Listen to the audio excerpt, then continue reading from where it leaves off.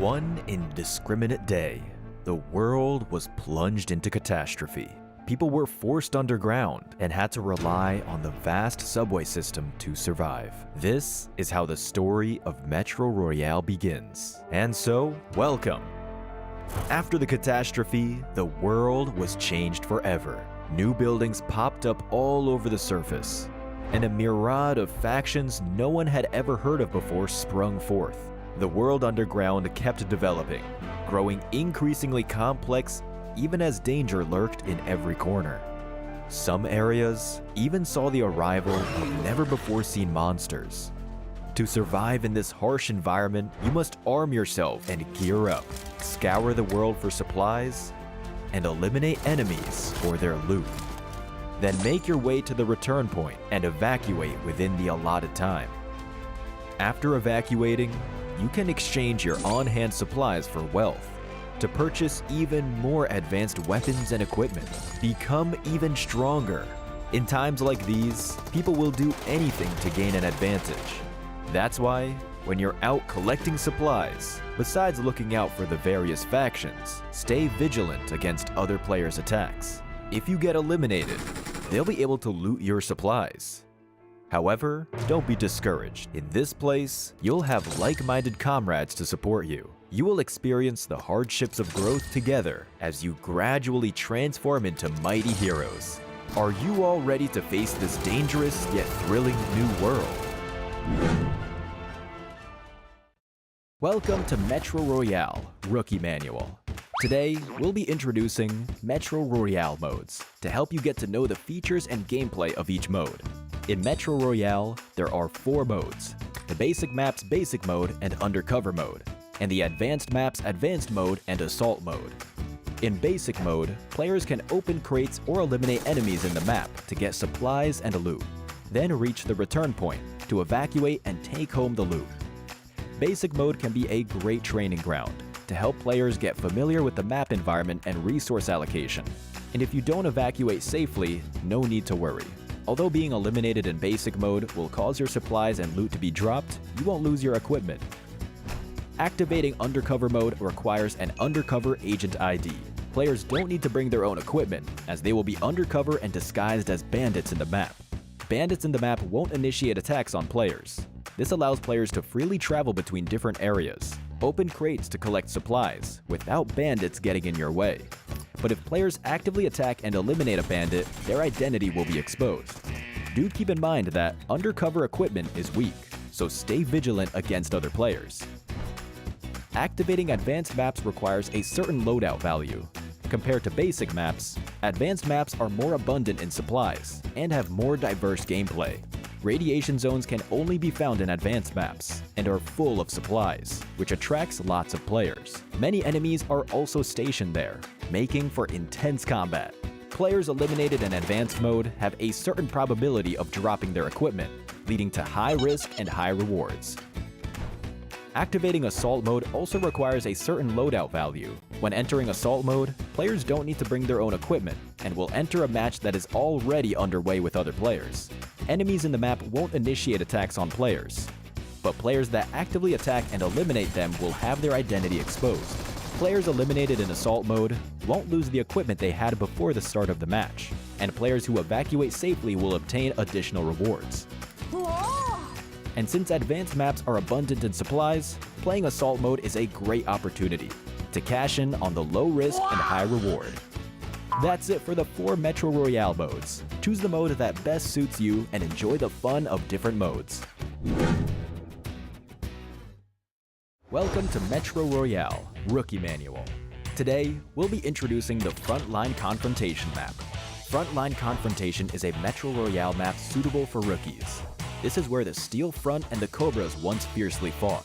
Members of both factions have remained even after the ceasefire.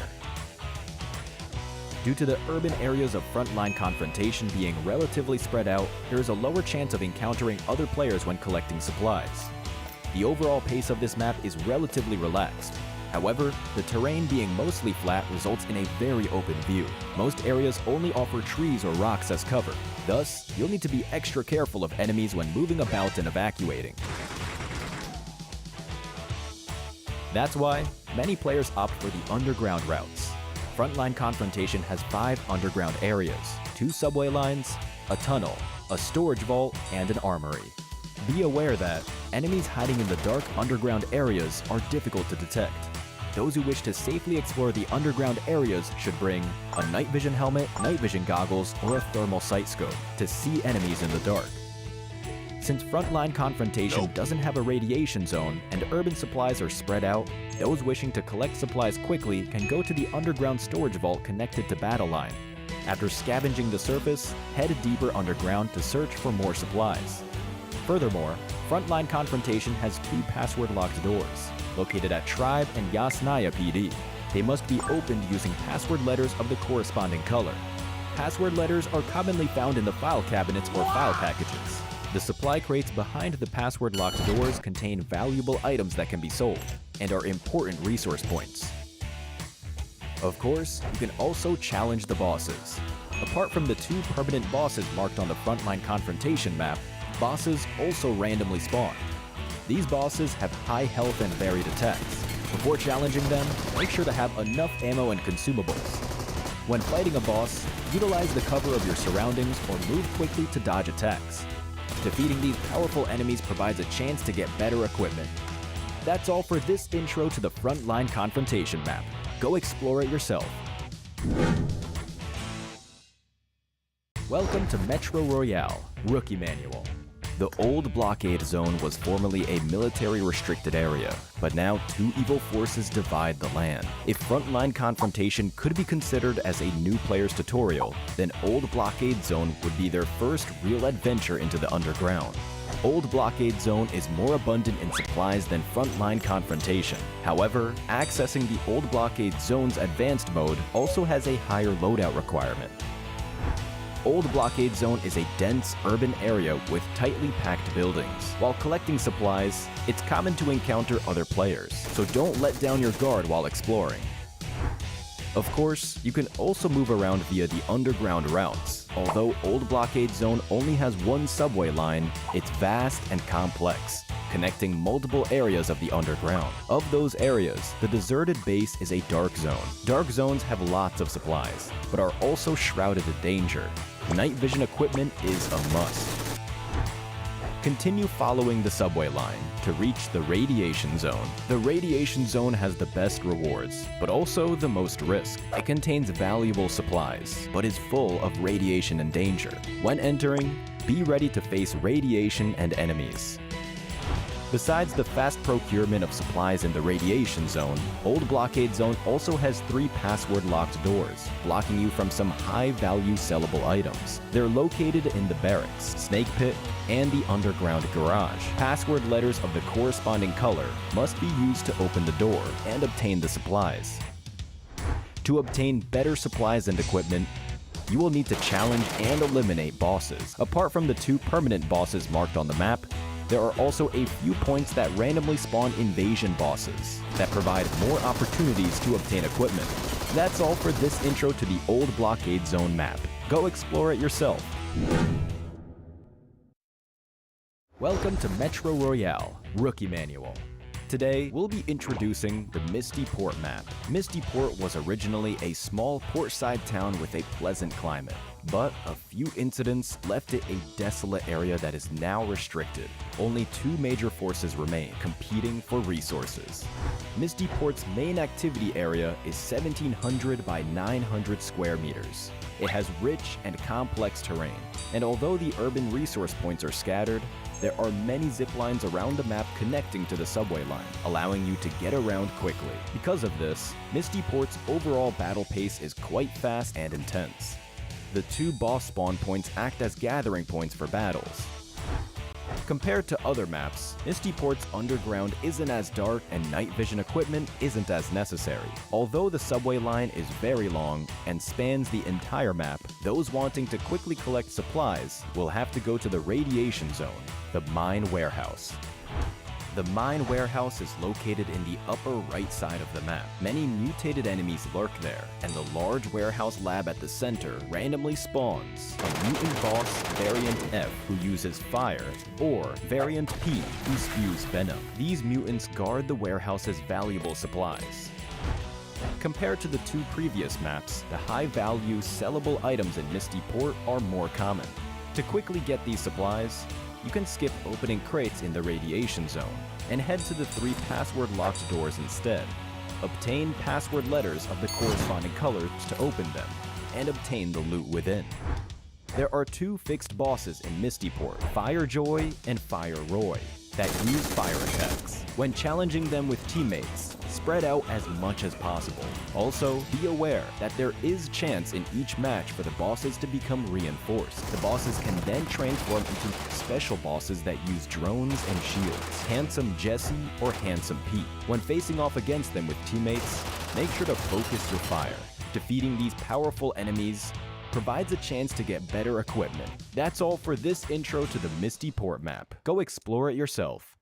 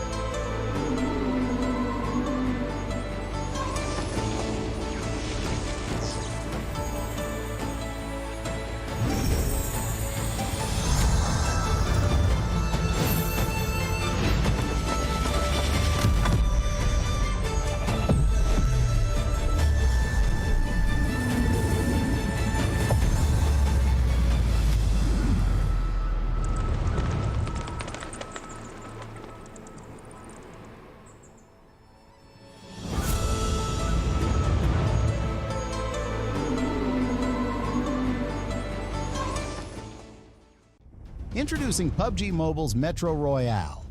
Aside from the classic Battle Royale mode, now it also includes the Metro Royale game mode. Metro Royale tests players' shooting and evacuation strategies. Make sure to load up your inventory with equipments, ammunition, and healing supplies before entering the battlefield. There are 2 extraction points on the map. Plan your route strategically to maximize the extraction of your loot and return safely to the lobby. The main objective will be maximizing the loot value before heading to the extraction point within the time limit, as the loot will carry forward for your progress in future games. There are different types of unique bandits, ranging from normal bandits to snipers and cobra bandits. Make sure to defend yourself from other players too. Survival should be your first priority, as all current inventory items will be lost upon elimination. Buy various weapons, armor, attachments, and advanced items from the merchant in the black market to upgrade your loadouts. Progress will be carried forward, which can continuously enhance the strength of your equipment. Choose the map selection at the bottom left side. Currently, there are 4 maps with unique areas, enemies, and interactions for you to explore. Gain access to advanced mode as you progress, where there are more challenging enemies, higher tier loot, and access to the dangerous radiation zone. The new chapter of Metro Royale introduces a new mode called Zombie Uprising, featuring zombies in place of bandits, significantly more dangerous enemies, new weapons, and higher tier loot. There are many new zombie bosses introduced, each with their own unique characteristics. Keep an eye on the map, as bosses will spawn throughout the game as night arrives. It introduces a day and night system where nighttime exploration becomes significantly dangerous with increased mobs and boss spawns. Stick with your team.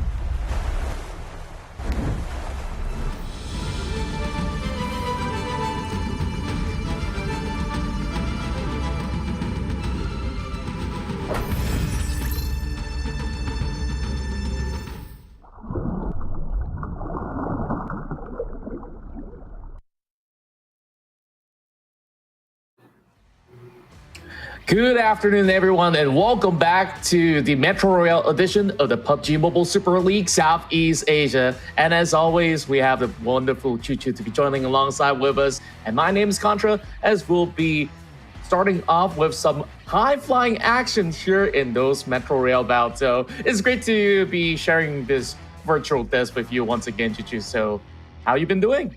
I got my desk, yes. It's going to be 2 different desks. But yeah. When it comes to zombies, it's gonna be zombie time, yeah, and don't forget the fortune favors the brave, the greed, and as well all the one that actually being smart in the game. Don't forget about your timer as well, ladies and gents.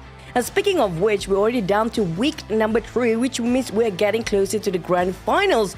And so far, we don't see a lot of contenders up there, except for Fellas ID, of course. They're still taking it the number 1 spot.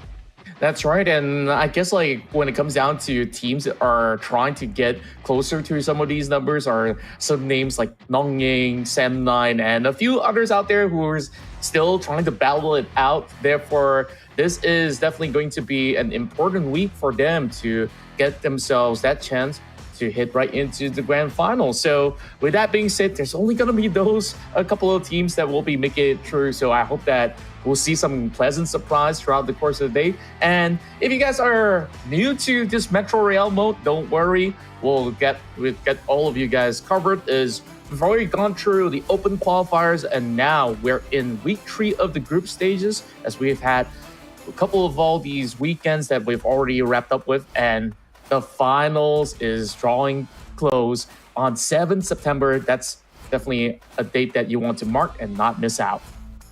Yep, and also when it comes to the point system, now if you guys just happen to be new here, don't forget it's going to be some loadout when it comes to the weaponry, the arsenals. So each loadout will be different based on the map. And when it comes to the points here, play elimination, it will be 300,000 worth of each elimination and the points as you saw just now. But it's also keep the players motivating. How will they actually fare in this tournament? It's going to be a total prize pool of $10,000. It's a lion's share of 1,500 USD when it comes to the first place. But everybody's a winner here because all 12 teams will still be awarded by the end of the day. That's right, and it's a lion's share of $10,000 to be won for the sheer effort throughout at least a month's worth of tournament. So we'll be taking a look at all the teams that are involved so far. Of course, we've seen some of these qualifying teams to be really popping off, while we do have big names like FaZe Clan, nongYing, and also some of all these teams coming in from Group B, which is M9, to be one of the hot favorites out there. But all eyes are definitely on Group C's Fellas ID if they're gonna take another stellar weekend heading into these battles here for the afternoon. Yeah, we do have the reshuffle of each of the group as well, so they won't be meeting the same group if they even have to, maybe in the grouping in the game itself. But if you guys don't know what the mode of Metro Royale will be, it's gonna be a strategy game. It's also a battle, supplies, and bosses. Now, speaking of bosses, there's multiple bosses here depending on the map too. We have variant P, variant F, and all those strange bosses that you don't really see in the Battle Royale mode. When it speaks about loadout preview, this is going to be the Zombies Uprising loadout as well for Vast Level 6. Now, this is going to be preset for each of the player, so everybody have a fair share of what they have when it comes to the start of the game.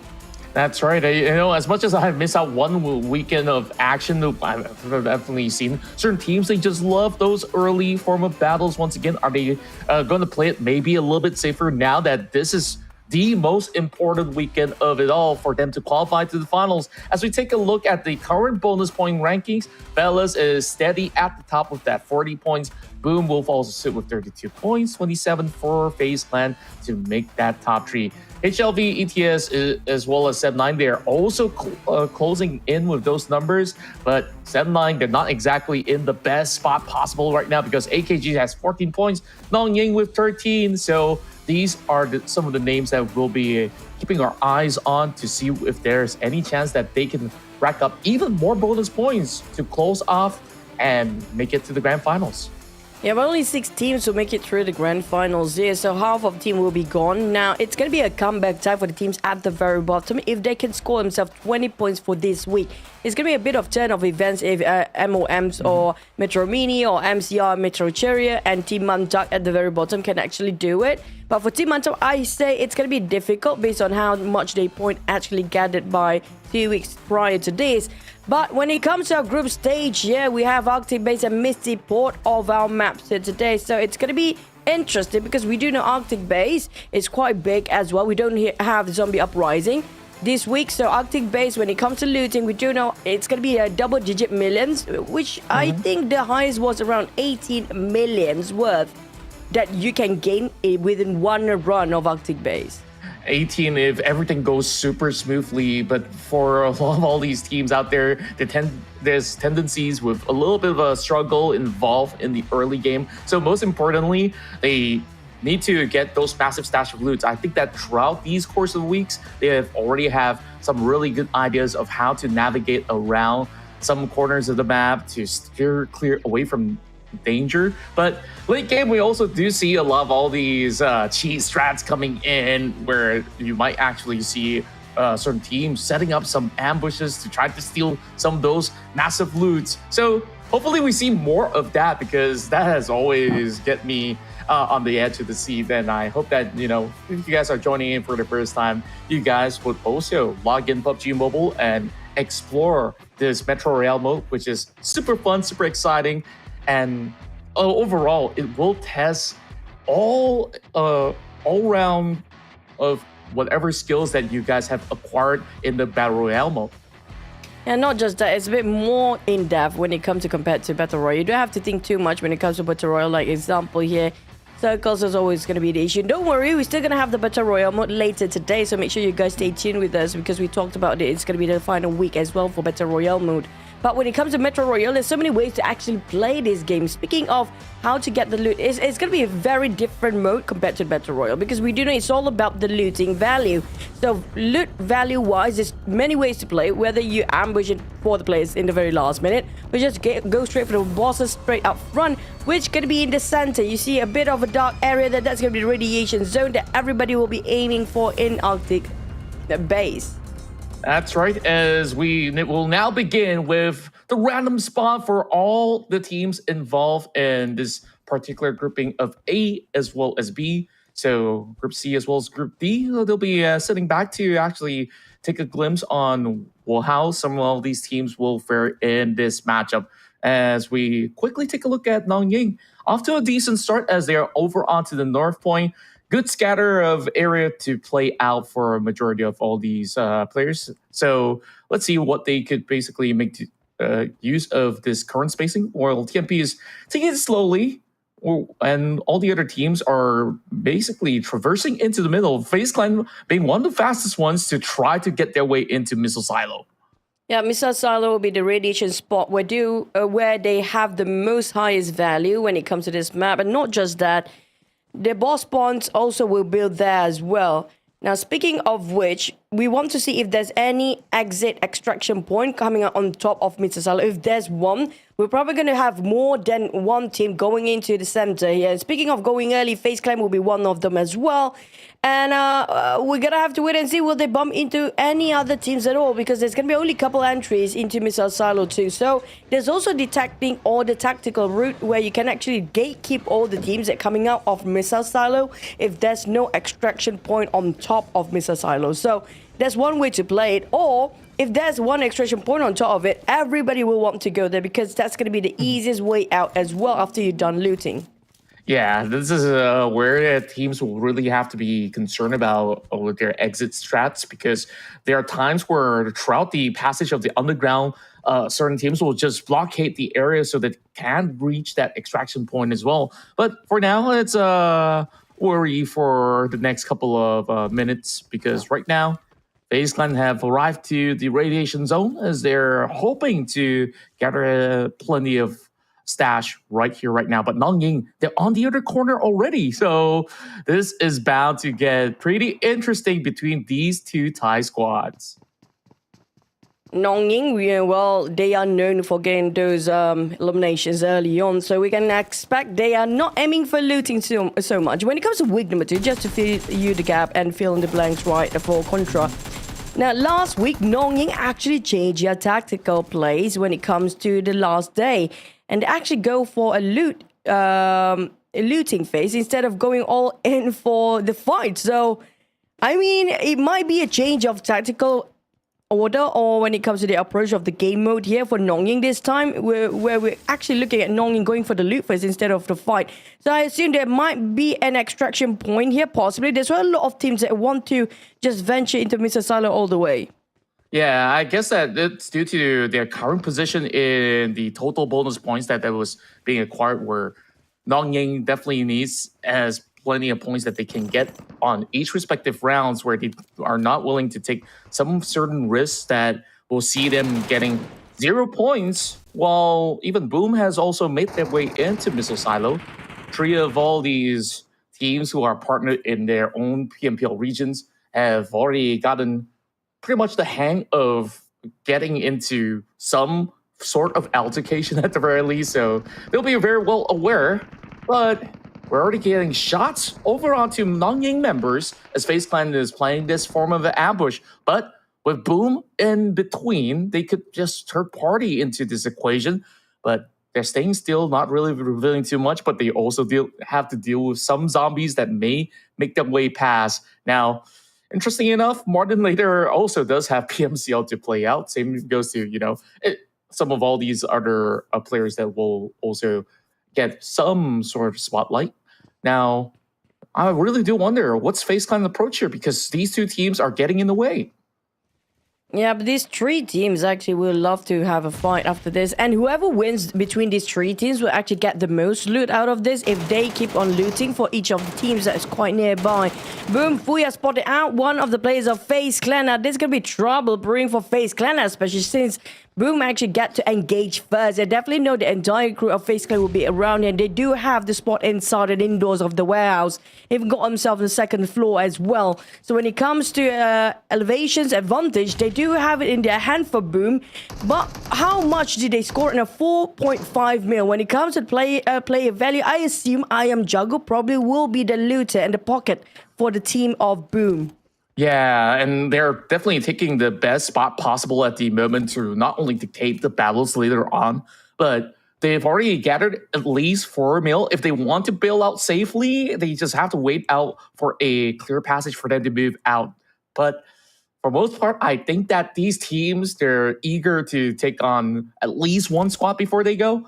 And it's just going to be a very, very careful maneuver from all 3 of them right now. As we last saw, Fuya was putting a little bit of pressure onto these members of FaZe Clan. And it's a tough place to infiltrate. Taking a look at this, they do have Amjako holding by the doorways. FaZe Clan now sends 2 members through. Smoke's now also being popped into one of the entrances, with 2 members trying to approach from the ground floor instead. Nades now being popped right in, but nothing has been seeked out so far.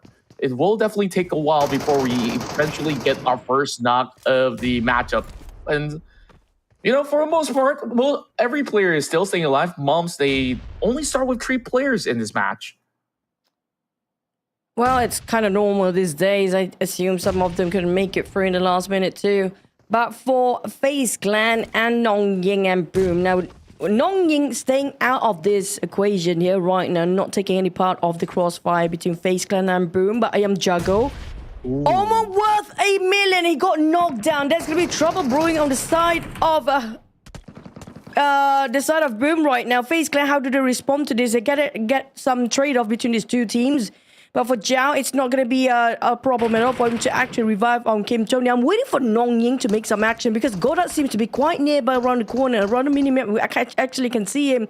Seems to be lurking around. So for nongYing, it's going to be worth 3.4 million of value. But I assume the one that actually will take engagement into this fight will be the ones that without any value loot on the side of nongYing players. So we'll wait for the third party to happen anytime soon now.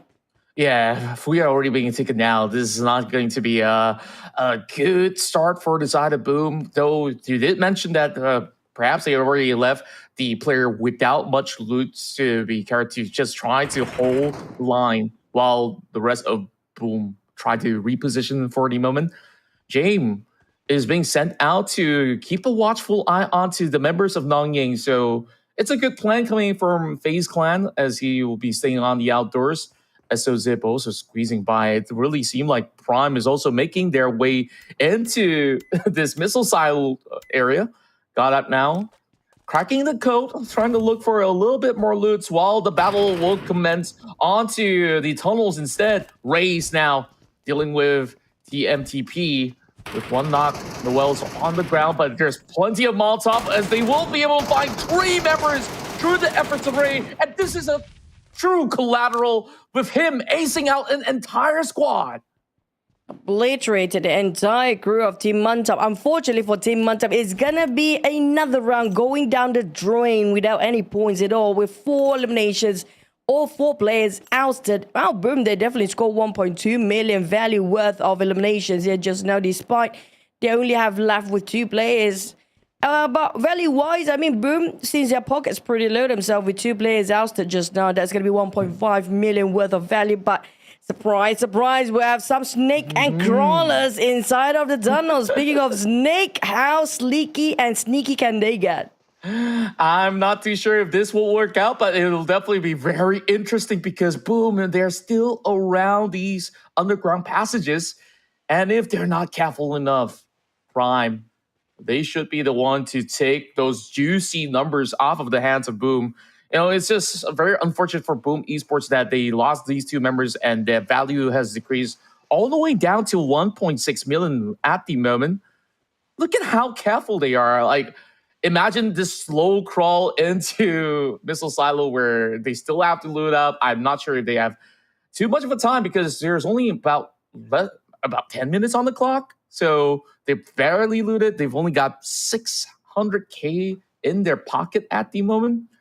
So hopefully their tactics here will pay off, but it really seemed like, Boom, they're not walking towards that trap at the moment.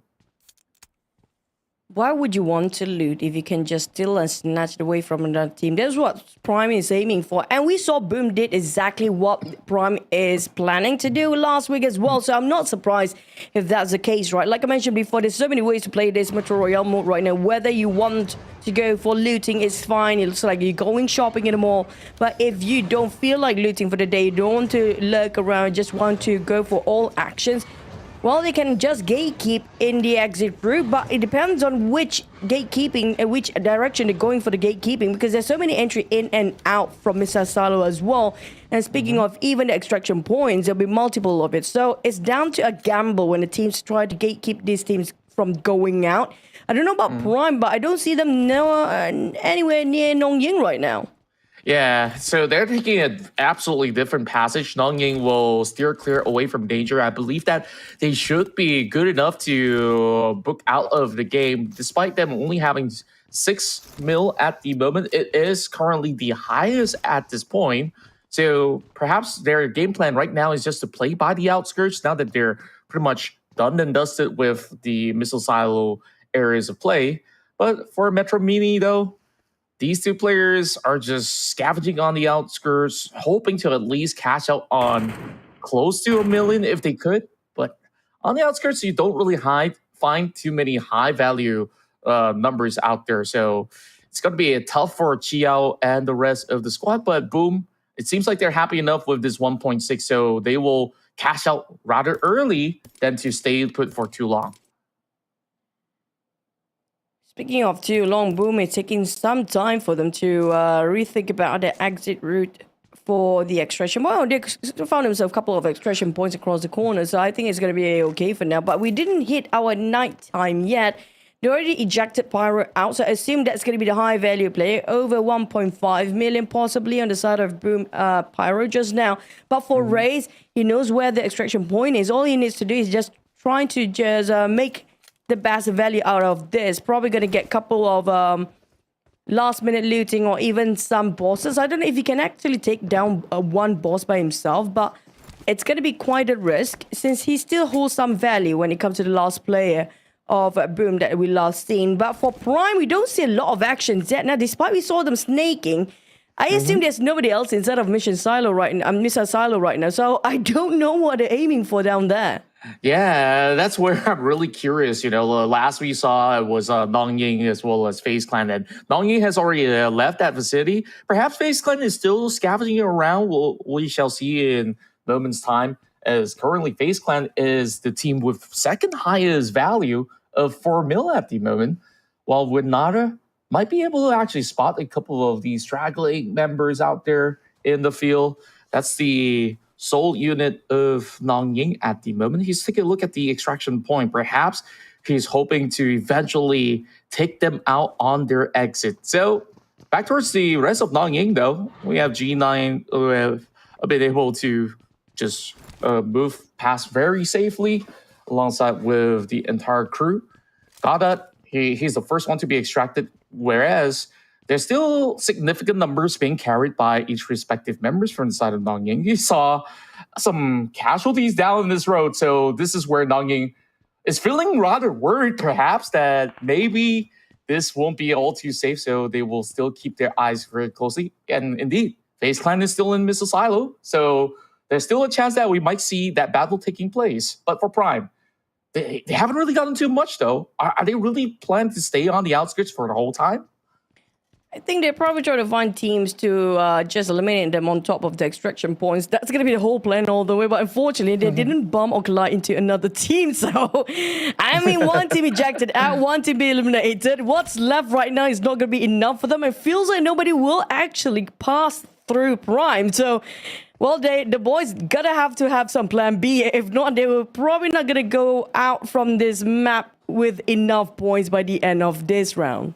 Yeah, and you know what, too? It really feels like this initial game here in the Arctic seems a little bit more peaceful as compared to what we've seen in the past.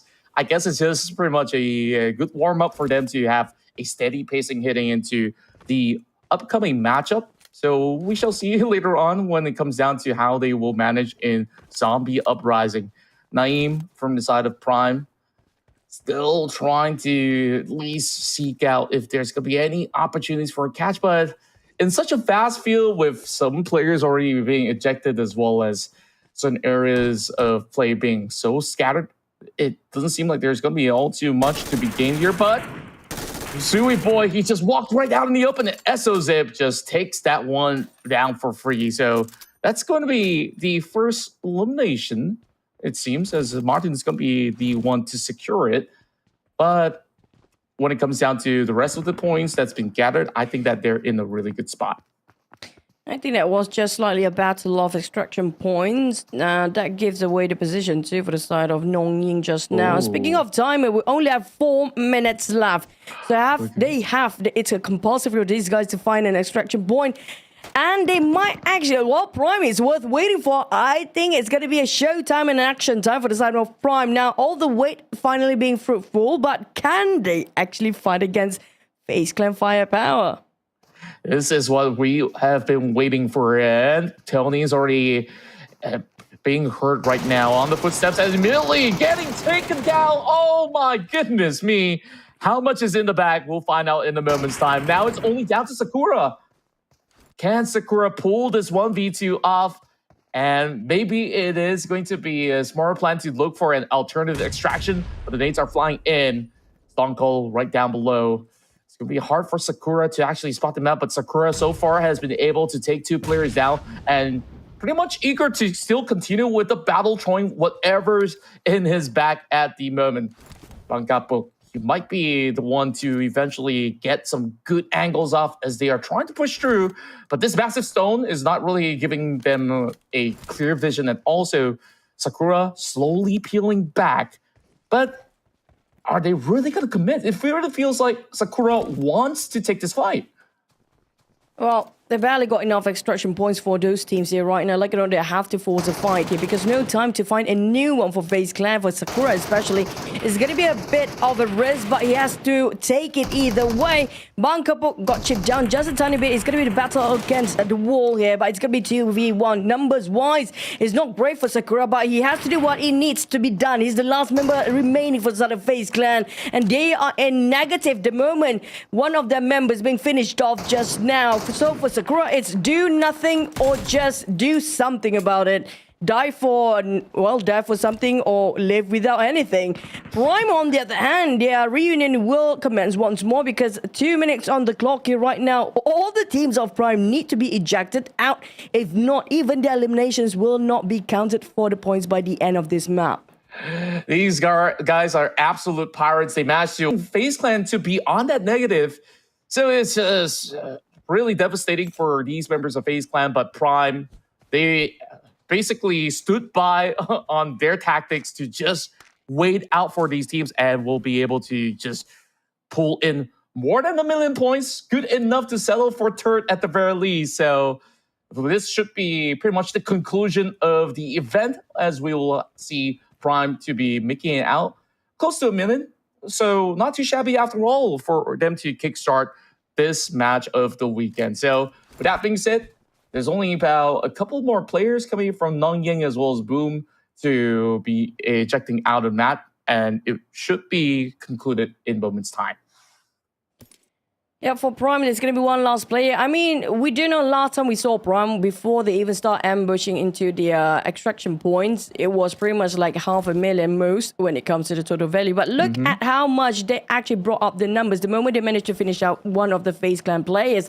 And that's what we talked about before, like prior to this week, right? There's so many ways to play it. One of it, if you don't want to loot out and you just want to wait it out, it's a bit of a risk, it's a bit of a gamble, but it's going to be worthwhile and less time consuming than just go over for the looting. But we have all teams probably going to be ejected soon. It's down to only 1v1 between Prime and Boom players. Oh boy. Let's see what's Ray cooking up this time around. 50 seconds. He's got that grenade. Can he actually catch Ray in time? Either side, you really have to settle in. 40 seconds, they have to wrap things around. If not, none of the teams in the fighting right now will be counted. But Stone Cold, with 30 seconds left, he managed to get one more times on his side. It's going to be 5 seconds before he flies to the sky. But Boom, even if they're being eliminated, one of the players, but at least they're still going to count as scores, right? Because everybody seems to be, ejected out by the end of the day. Yep, right now he got just about enough time to get the final stash from the final player eliminated. Now he needs to get out. Come on. You no! 5 seconds? 5 seconds? No! Come on, bro. No! Are you kidding me? Oh my goodness, no. He's still not out. He's 5 seconds too late. Does this count? Does this count? We have to wait for our marshals now because... So basically, Prime, despite they played it well till the very end, unfortunately, this don't really count because they didn't eject on time. Don't forget, you have to take 5 seconds to be ejected out. So unfortunately for Prime, they ended up with a 0 for this round. But nongYing, hey, what a turn of event. They don't go for gunfight. It seems like they can easily take away #1 spot. 11 million in the bank for nongYing. It really feels like they just absolutely stole everything inside of the radiation zone. Meanwhile, it's just so painful for me to watch the final few moments because Stone Cold, he wasted a lot of time. He was thinking of healing up. He didn't really heal up. He He was thinking about getting the loot, or he's thinking about getting extracted. And with his jumble up plan, he botched it by those couple of seconds. He's 5 seconds too late. Like, if you eliminated that final player, quickly loot up and just get the heck out of the map quickly. You know, like, that's all he has to do. And just like that, whatever they stole from FaZe Clan resulted in both FaZe Clan as well as Prime getting 0. FaZe Clan not getting any 0 though, because by the end of the day, I mean, they had booted some of the players out before, but when it comes to Prime, on the other hand, due to the one player's action, it seems like a sabotage for the entire crew as well. That's going to be devastating for the rest of Prime players too, knowing the fact they can actually get some points, at least some good points at the start of the day here, but unfortunately ended up with another 0. We've seen this too many times. Time is super sensitive for this mode, Metro Royale, by the way, so keep your eye out for the clock and timer too. That's right. The moment that they see that the clock strikes 12, they got to quickly get to that extraction point where there's just about enough time for them to sprint over and still eject out in due course, right? But I guess like he really miscalculated in those final few moments out there. Like if you're only having 30 seconds left, you gotta make sure like what exactly you need to do. If that's the final few stashes that is worthwhile, just quickly go for it and just turn back. And for the matter of fact, that crate wasn't even too far off, right? Like I think like you and I could agree that he has honestly enough time to loot and then get back in, but he stood there in the extraction zone for at least another 5 to 10 seconds. That absolutely costed him. That itself was the biggest blunder.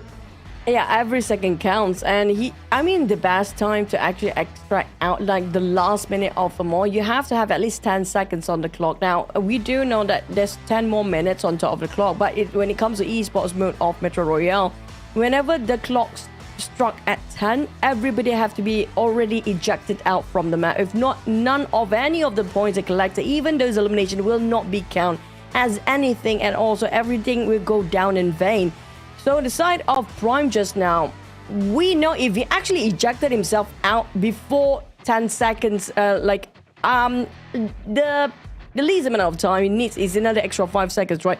Around the 6 seconds, like 10:06, he still can make it through in the very last minute. He's going to be right on time.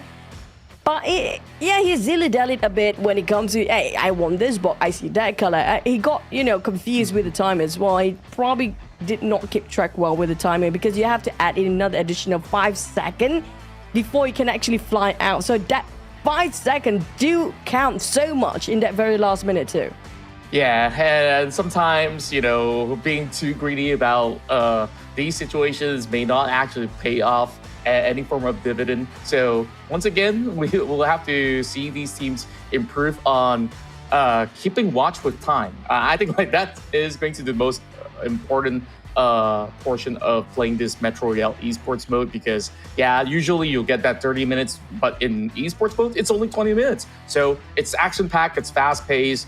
At least for certain teams, they have gotten involved in some of all these battles. So some of these squads, they don't walk away empty-handed with those 300k per elimination point. So I still think it's a very decent start, but this is going to be a very big win for nongYing, because they needed all these points to get the bonus to qualify for the grand finals. And with that said, they are currently at number 1 with the 12th being gathered all together.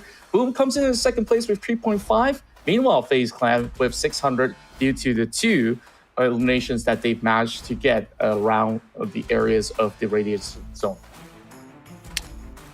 For MetroMini, well, they're going to settle with whatever they have, because every single time they're being eliminated by another team. So they're definitely satisfied. This might is not the best round yet, but hey, at least baby step, and slowly they'll start saving up for the next few rounds. But unfortunately for Team Mantap and Prime, especially Prime, they have so much going on. They're probably going to be one of the best team up there if they ejected out. But we definitely have to celebrate for our fortune's chosen one. That's going to be a nongYing Goddard. It's rare to see nongYing to actually get the chosen one board, because every single time they just got to go for those eliminations. Yeah, got that this time, getting the limelight. I'm happy for this guy. We remember seeing him back in the early days of PMCO. He's been playing, and it's still great to see him being involved in the esports round, this time in Metro Royale, alongside with his best buddies, G9 and Co. Now, let's take a look at their rotation as well. Like, you saw from the get-go that nongYing, they were just absolutely focused on to getting into the direct center. And despite having FaZe Clan, Prime, as well as another team right down below, Boom Esports, they took that upper portion and just quickly gather whatever loot from the northern end and just went in towards the outskirts of Hamlet to try to go in for another big wraparound, gets a couple of catch, and then eventually eject off. So very efficient tactics, while we hope to see nongYing to be able to pull off another good heist leading into the upcoming battles. Now, that's going to be the first time nongYing getting those extra bonus $50 in their pocket because of how they're winning over their first map of the day, which is going to be Arctic based, of course. But next, we're still going to have the rotation of Group A versus Group B in Misty Port. Now, Misty Port do look a lot like Zombie Uprising, but when it comes to the bosses and also the mobs, it's going to be an entirely different map. Now, in case you guys don't know, there's going to be some Fire, Roy, and Joy. That's going to be one of the big bosses down there. So they have to figure their weaknesses to take them down. And also, we don't have zombies in this one. There's going to be a lot of militants. It's going to be in there. But you know what? Well, I do want to listen to Contra Ed's voice. So last week we had Sir Cloud did it, and this time let's go Pirate Contra. Are we going for a pirate again? I mean, it's up to you. Whatever you feel like the mood of the day. Okay, I'll start with standard one. PUBG Mobile's Airdrop Carnival is officially open. Call your friends to join a pirate bash. Explore the Ocean Odyssey new team area. Pirates through the island. Collect airdrop tokens and head to the Airdrop Carnival in-game event. Upgrade your airdrop crate to level 5 for a guaranteed set emote of your choice. Don't forget to jump in the game from August 16 to 18 to open your airdrop crate. Have a great day. Sorry, Mr. Producer, Director with us here. It's not going to be a fun morning for you because it's a bit too early for us to actually make some voice acting here. But yeah, I'm going to start it off with a very warming up tone here. Galadriel accent also available for you guys watching at home. So don't forget to log into the PUBG Mobile to claim or just join in the event to unlock coupons and limited outfit awards, which is going to be from the 6th to 13th of August. Starting off, well, it's ongoing here today. And also, speaking of today, not just about the accident, it's going to be a happy Independence Day for Malaysia too. So Merdeka Day for all of you guys watching at home. It's going to be a holiday for you guys. So make sure you stay tuned and for the entire day because we have so many tournaments, including the Metro Royale. And later, it's going to be PMSL for the Battle Royale. And speaking of which, no off day for two of us, but we still, you know, we love Malaysia. Let's go. We absolutely do love Malaysia. And of course, happy Independence Day and Selamat Hari Merdeka. So you guys will enjoy an extra day of weekend, which is going to extend all the way to Monday. That's good news for all of you guys. Well, you know, we're still hard at work giving you guys all the entertainment here in this Metro Royale mode. So from what we have been able to see, all these teams are really laser focused onto what the objectives is, just gaining those last couple of points for them to make it into the grand finals, and that's where the big bucks actually lie. So I really do hope that we do get to see certain teams to be able to pull off some crazy stints on the very last minute. We're only in Group A as well as Group B right now, and now moving into Misty Port, how challenging could it get for even teams like nongYing that seem to have taken a very, very different approach as compared to, you know, FaZe Clan, who was getting a little bit of everything. They wanted fights, they wanted those loots, and they didn't manage to get all of it going smoothly for them in that round. Yeah, when it comes to nongYing, I agree. The approach into the game is quite different these days. I'm loving that. And that gives us a bit of drama later on against Probably Fellas ID, which is going to be tomorrow, A versus C. So I want to... that's going to be one of... but nongYing is actually in Group B. So we're going to have to wait different weekends on. It probably is going to be day number 2. Yeah. day after tomorrow, that finally we get to see nongYing versus FaZe ID, because nobody able to challenge FaZe ID so far, because they are the one with the most solid foundation and fundamentals of this mode right now for the Metro Royale. And so far, nongYing just managed to adapt and start to play along this week when it comes to the final week. Took them quite a while.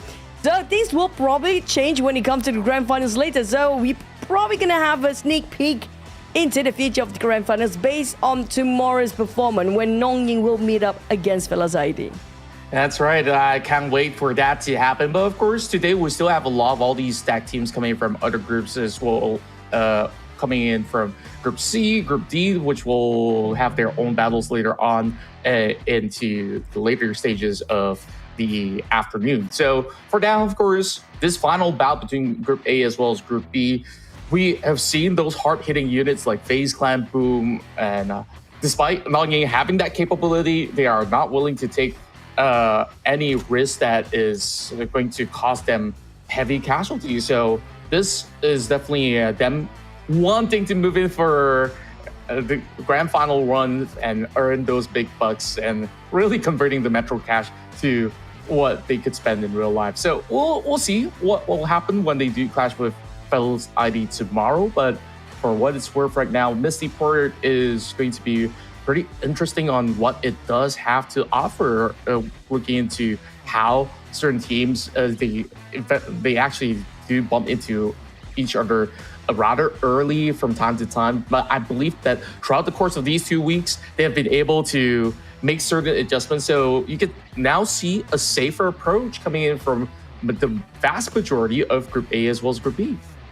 Yeah, I mean, Prime team, of course, not going for the safest route. We do know that they're trying to go for the ambush. Just unfortunately, things didn't work out for them. I do want to see if they will try to do the same strat here when it comes to the second map, which is going to be the Misty Port map. And speaking of Misty Port map, it's going to be a smaller map compared to Arctic Base, so it's going to be more fun to wait it out around the extraction points if they want to play it again. But it's all about the timer. Now, they have to make sure that they are aware regarding how much time they needed to eject out from the map just now, because they were just like, what, 3 seconds too late when that happens. So Prime team, I hope they will repeat what they do, but do make it a bit earlier for the ejection later on. Yeah, and overall, when we take a look at certain different play styles as well, certain teams are still loading on the outskirts, playing rather safe, not really looking for those multi-millions. They're sometimes settling for that 1 million because they would expect certain teams to not make the cut at all. So maybe they could still squeeze by doing so, but I feel like they need to at least put themselves into certain tricky scenarios to still get at least 2 million. 2 million is going to be a really good number for them to be somewhere within a top 3, top 2 perhaps, but we shall see. Like overall, Prime, they can go for that same strat like you did say, mention from that last round. It's just that timekeeping is one such thing that they definitely have to improve on if they really want to go up ahead. But we are already getting ourselves into our next match to conclude this battle between Group A versus Group B. So Choo-Choo, this is going to be absolutely fun, and we will see who will be the next big victors with those big bucks of Metro Cash. Now we're getting into Misty Port. Of course, it's going to be the radiation zone, and this is even though it looks very much like zombie uprising, there's going to be a lot of more high value loot compared to the normal zombie uprising. And don't forget, we do have the radiation zone, which is going to be the mine warehouse. There's only 2-way in and 2-way out. It depends if they have extraction point on top of mine warehouse. As per usual, we're going to expect a lot of teams try to go there early on. But when it comes to this map, like zombie uprising or even there's Misty Port, which is similar anyways, it's doable for them not to get into the radiation zone and still manage to score those high loot value from the outside. But due to this map is a bit smaller than the Arctic base, there's a high chance if you want to play on the outside, you will collide with another team. True enough, speaking of collision course right now, Prime is looking for an ambush against the Mantap. Mantap trying to seek for redemption as they crashed out rather early, but they are already getting suppressed. Shots now being fired over outside Noel. Attack team duel from inside Prime will find it as Keyboy secures the elimination and eventually also takes another member down from Team Mantap. Not the best start for Team Mantap. Now they only have 2 members. We shall see if they can still manage to back in some form of loot. As Team Mantap, they have already had 2 members in the underground passage already working on to getting the vehicles to work. So we'll see if they're going to be able to at least make some good bucks out of this. Speaking of good bucks, well, this is what I talked about before. It used to be Moms or Team Mantap. They're always being pinned down by the other teams from the outside. So Team Mantap, despite they only have 2 players, they're going to go straight for the radiation zone. That we do know if you want to go to the radiation zone, the only way to go in is going to be through the tunnels. And we do have some militants waiting around the corner too, so they have to be extra careful. The thing about Misty Port is slightly difficult than Zombie Uprising since we have militants, right? So the mobs can engage from a further distance. So if they're not being careful, they might get knocked down as well for the players. Yeah, and the damage is not a joke. Sometimes, like, it can be overwhelming, especially if you have multiple militants to be around the vicinity. So they have to quickly clear it up. And sometimes you will also be confused whether if it's another squad that you're dealing with as well. So it can give them a little bit of a mini heart attack. Well, FaZe Clan, they were already going into the mining areas, which they will be able to just benefit with a lot of all these hit start loot. So let's see how much can they cash out. Already closing into $1 million right now. FaZe Clan is just making sure that they secure a whole lot. What's in this globe? We shall see. Well, for now, Jajami has been able to bring back only 50K for now, but I'm pretty sure that there's a whole lot more for them to gain here from the constructions. For the entire course for FaZe Clan, it seems to be clear. No team's going to be surrounding this area at the moment. So playing a lot safer is going to be the alternate game plan for FaZe Clan. Ever since, last round, they were ambushed on the exit. They want to ensure that it won't happen again. Well, speaking of not happening again, Sakura, now extra careful. While the other team members will try to guard over Sakura while he's going to loot up. They will be watching out for any sort of movement coming up from the other teams or any militants around. Well, there are plenty of militants, of course, but we haven't seen the players seems to be running into any of the bosses. That's going to be the Fire, Roy, and Joy for now. But when it comes to looting wise, I think it's pretty okay for FaZe Clan. But for Boom, they are aiming for those eliminations first. I mean, we saw how eliminations do play some part when it comes to translating to value. Even if the team got eliminated entirely, at least they won't go empty-handed because the points will still be of value with these elimination points.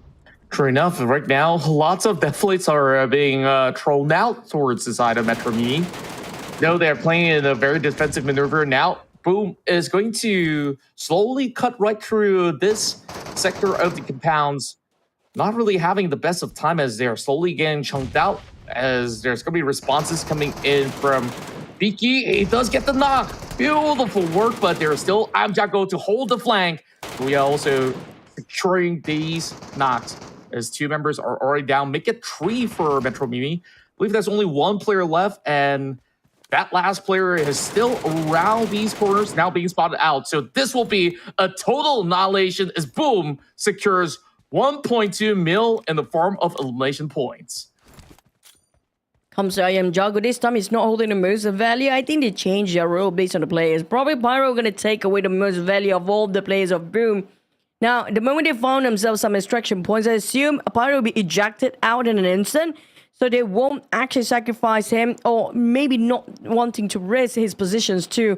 But numbers-wise, Boom still not having enough. So we assume that they will try to take whatever left coming up from the side of Moms or MetroMini, which I don't think they actually scored too much either, because of how Boom managed to loot from their death box. It doesn't seem enough yet.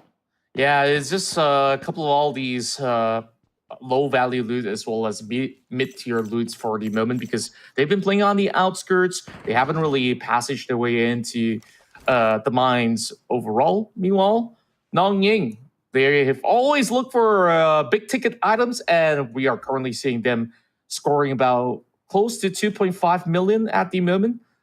They do expect certain teams to be moving into this area of play later on, which is why God is being sent over onto the top end just to try to scout all around and to continuously gather loot. He'll leave the rest of those roles for his teammates at the moment. So coast is clear.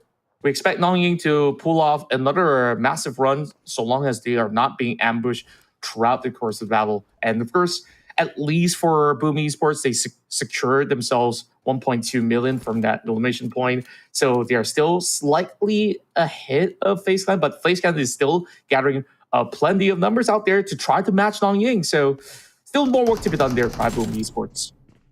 Well, FaZe Clan is still looting up from the surface area, not going into the radiation zone, knowing the fact it's going to be too much at risk if they actually do so, since I do have nongYing inside. There's so many ways to go for radiation zone, right? There's two ways to go into it. Either you go in late or you go in super early. And then it depends on your duration of stay. Whether you want to go in fast, like, okay, if you want to go early, you go in fast and then loot up whatever you can and get out from there. If not, you might be colliding with another team that might happen to be later. Yeah, that's where it will be a little bit dicey. But at least for now, all these teams are just very loot-based at the moment. Other than the early battles that we've gotten so far, 2 members left for Sada Team Mantap. They have yet to recover from that deficit because the loot value coming in default, they're already losing some members out there. So they do remain slightly close to 0 at the moment. While Sakura is getting tagged up there, but he's climbing up, hoping to look for a boss that usually does spawn in school. So it's just a little bit of a wait for now as they're taking a good vantage point, making sure the coast is clear. But here we go, Team Prime. They have finally arrived into the radiation zone, and nongYing has been waiting for a whole long time for this to happen. nongYing.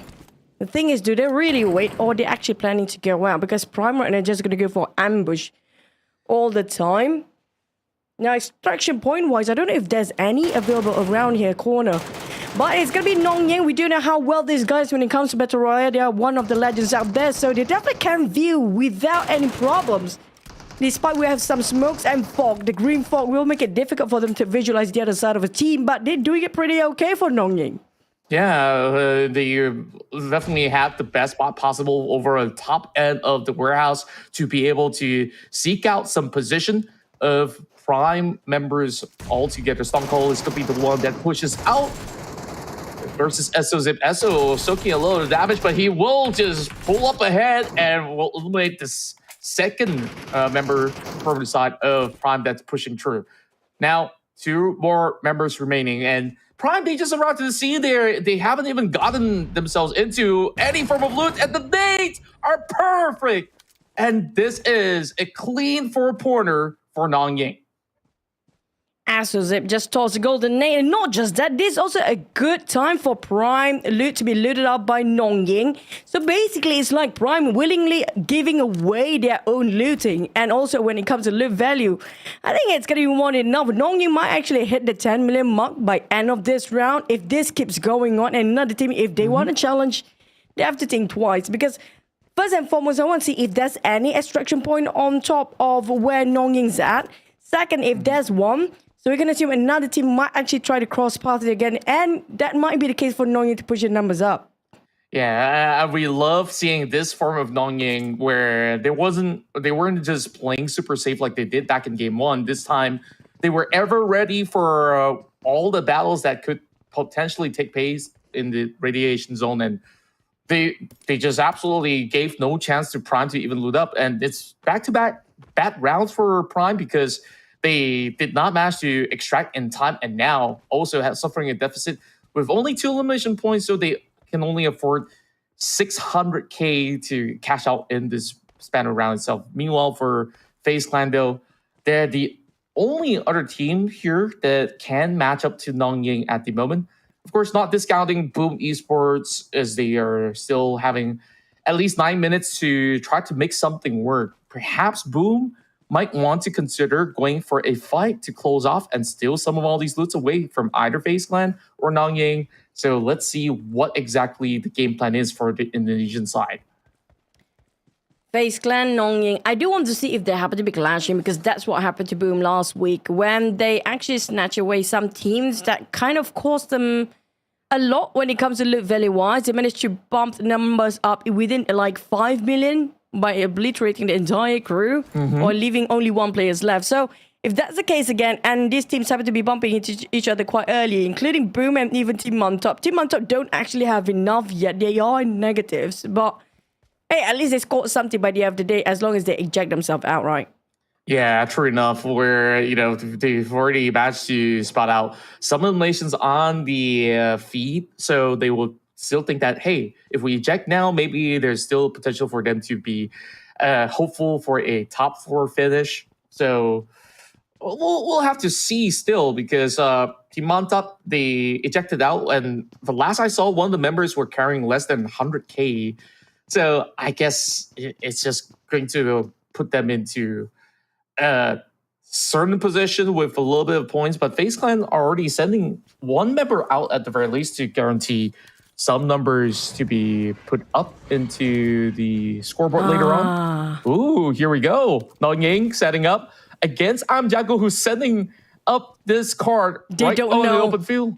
They don't know about G9. He's hiding himself so well, and this might be a trap set up by nongYing, knowing the fact that some teams will be coming up from the back. G9 knows exactly what's going on. It's down to whether he wants to open fire. He's waiting for the rest of the team to reunite as well. So that's going to be valuable information given by G9. So the ones that are actually inside knows where this is going and where this is coming.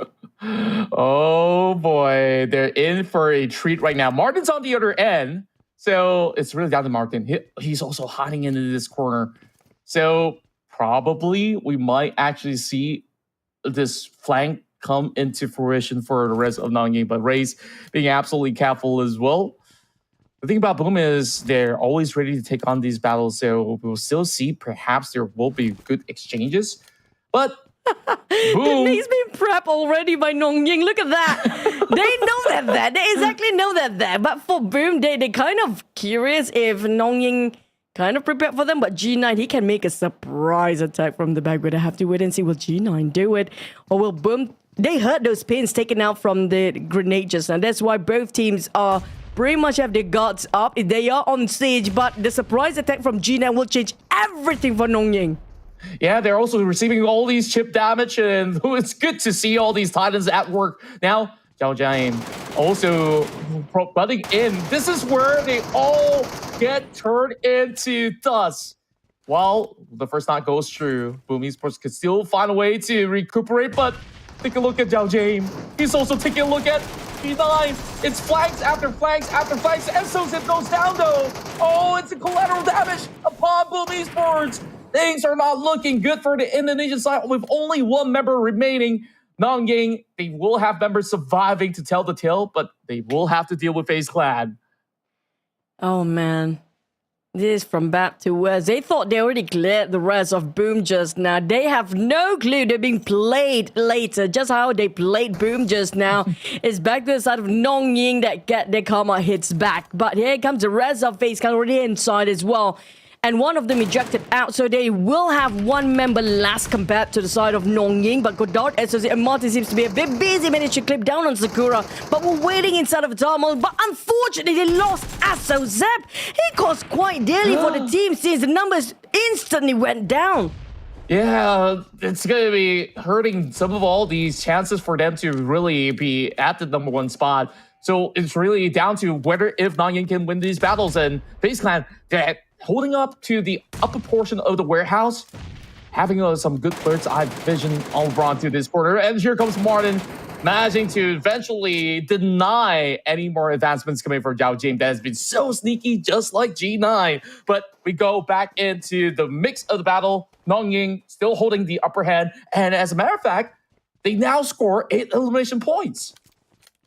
And plus, they got themselves some good look coming out from Zhao James just now. So I'm waiting for the numbers to go up when it comes to translating to points later on. But FaZe Clan, Sakura, trying to make do. But unfortunately, those Molly will put him on hold. He cannot chase the mine cut. It seems to be too fast for him right now. It's gonna be a 1-2 left and right for nongYing. Just gonna leave the tunnel for the time being. At 3 minutes on the clock. Speaking of which, only 2 teams remaining in here since Team Mantap already ejected themselves way early on. So nongYing, the bigger question: can they make it out safe without anybody being taken down in the very last minute? Oh, they're going for a loot exchange. They are planning to leave some members behind to deny any exits coming from the side of FaZe Clan. Smart move, but they also need to look for an extraction point at the very same time. So I'm not too sure if they can both make it out alive. But I love this master plan from nongYing. Like, it's so perfectly coordinated. Like, that setup with G9 holding down, expecting visitors. But, you know, FaZe Clan, they got the extraction point here, so they don't have to worry about that. So nongYing could just quickly make their move out of this map. That's kind of true. But for the side of nongYing, they might want to gatekeep because they have no clue how many players left in the map. That's going to be the mystery for nongYing to solve here. If they overstayed themselves too long and couldn't find any targets by the end of the day just to scout out for FaZe Clan, and they couldn't find an extraction point, now everything they fought for a side of nongYing will go down into 0. So it's super crucial for them to be keeping track with the time countdown right now, which is going to be only over 2 minutes left. So best case scenario, all of them should eject out right now, but I think they still try to push the numbers here. Yeah, this is the concerning part where G9, he's trying to perhaps look for an extraction as well inside of the area which FaZe Clan has already utilized. There's only that one ejection spot, and I do believe that nongYing, the rest of them has been able to at least get that full clearance, so they should be out. It's only down to G9 at the moment, where we don't have any other players other than himself to be close to an extraction point. So G9, all he has to do is just look for that green marker and the game will be concluded. Okay, G9, he still have this extraction, but it seems like he's not deciding to move out just yet. Yeah, he's trying to just get some last-minute loot by the nearby the extraction point to see those death boxes laying around if they hold any sort of high value. But unfortunately, FaZe Clan players already looted this out. And I'm worried for them in case the extraction point won't be clear for him afterwards. So I have to make sure the extraction point will be clearly secured for him to eject out. When it comes to the timer, he has to make sure that he will got the extraction point around 30 seconds because he needs to, get the Fox line, just try to fly over this side of Flying Fox and just maybe extract now because you don't want to, overstay yourself here. Yeah, very, very clean moves. And this is going to be the end of the match. Great work coming in from nongYing to secure the #1 spot again, this time with more than 4.8 million because they have also added 8 eliminations on top. But Boom Esports, they were getting themselves in the thick of the battle in the early game. I'm not too sure that's going to be sufficient for them to catch up against FaZe Clan, but this game is a lot more eventful compared to round 1. Yeah, when it comes to this map, of course, we can assume a lot of players will try to go for the Mines Warehouse, where there's going to be a lot of heated up battle based on so many places to gatekeep, like how we saw G9 play that just now. That was pretty smart coming from nongYing. I mean, to put one watch person on the outside, just in case somebody tried to gatekeep them, it was something else entirely and pretty smart as well. FaZe Clan's got himself a total value of almost close to 5 million, just a tiny bit more. If they got another 7,000, that's going to be a beautiful 5 million in the bag. But hey, you cannot complain with what you get. At least you get something out of this map. That's right. It was really a close call where we saw those battles taking place. Boom Esports, so unfortunate that they eventually got eliminated in some of all these areas where they were just being set up perfectly from the side of nongYing. Honestly, didn't expect that to go also clean. And I love that you pointed out, like, once G9 relayed that information, everyone's just holding on to grenades and just waiting, okay, is this the right moment to throw? And eventually they managed to, just clear the entire sector. Prime was the first one to move in. They didn't stand a chance against nongYing. So it was beautifully done, and I can't ask for more. But we're going to get a lot more games as the upcoming groups will once again play some of these matches, as we will see Group A versus Group C later on. Yeah, we're going to reintroduce HLV or Hasta La Vista as a long nomenclature of it. And we're going to have Fellas ID back, and as well as Arkong, which is known for AKG. Now, last time we saw Fellas ID 2 weeks prior, they've been back-to-back the #1. So can they finally give a bit of a challenge for the teams like FaZe Clan, even Boomjason, who played pretty well himself? Yeah, this is where, like we've seen some crazy numbers coming in from Fellas ID. This is what is to be expected, but is there going to be heavy contenders coming into this portion of A versus C, where Group A, they've at least gotten a little bit more warmed up playing in this group itself, so they should be ever ready to just try to plot something just like how nongYing has managed to do so. So in the moment's time, we'll have to figure it out as we're waiting for our dear producers to tabulate all these massive numbers. Honestly, I'll be scared if I'm going to be the data guy. Like if I were to key in wrongly, like some of these teams will be giving them a little bit of a scolding. So I'm not good with numbers. Thankfully that we're here on the mic instead. So we will definitely want to check out how much points exactly do some of these teams actually get. So nongYing, 2 back-to-back massive stashes. I would still certainly say that they're the current #1 team. Well, now, we haven't seen Fellas ID yet when it comes to the final week, especially with these 2 maps, which they know they can score way more than the rest of the teams out there. Because so far, I've seen not the best numbers, despite we don't have Fellas ID before. For the next group, it's going to be super interesting. We get to see the full potential of a team. How much can they maximize their looting value by end of each map? Because when it comes to these 2 maps, it's way more than Zombie Uprising, because Zombie Uprising is pretty normal around the average of 5 to 8 million when it comes per map, the most that you can get by a team. But when it comes to Arctic Base, the most we had was close to 18 million, which was 17,700,000, something like that. So I'm looking for if there's any new record holder for 20 million in Arctic Base. And plus, when it comes to Misty Port as well, that's going to be a lot of high value. Like we saw earlier on, it's around 11 to 15 million worth of value. So when it comes to Statman, yes, they have to be scared and worried when it comes to the final week here, because the numbers are going to keep on going crazy. That's right, and I just can't wait to actually see what really will be the conclusion for our Saturday run. But here we are with the results. That we start off with the match ranking, where nongYing have been able to add altogether 7.2 million. That's due to the fact that they have secured 2.4 from just eliminations alone. But FaZe Clan, they've also put up some really strong numbers there with 5.5.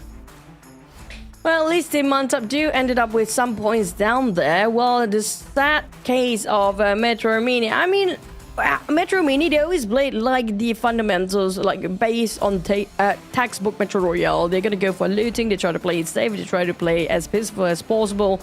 But we do know Firepower do play a big part here in case they're being charged in, or they have to defense one of their looters down there. It's going to be one person that don't have the firepower, and that one particular person is super important to be alive till the end, which they failed to guard him over. But it's going to be the same name back when it comes to FaZe Clan Chosen One, Sui Boy, with almost hitting that 3 million player earning value.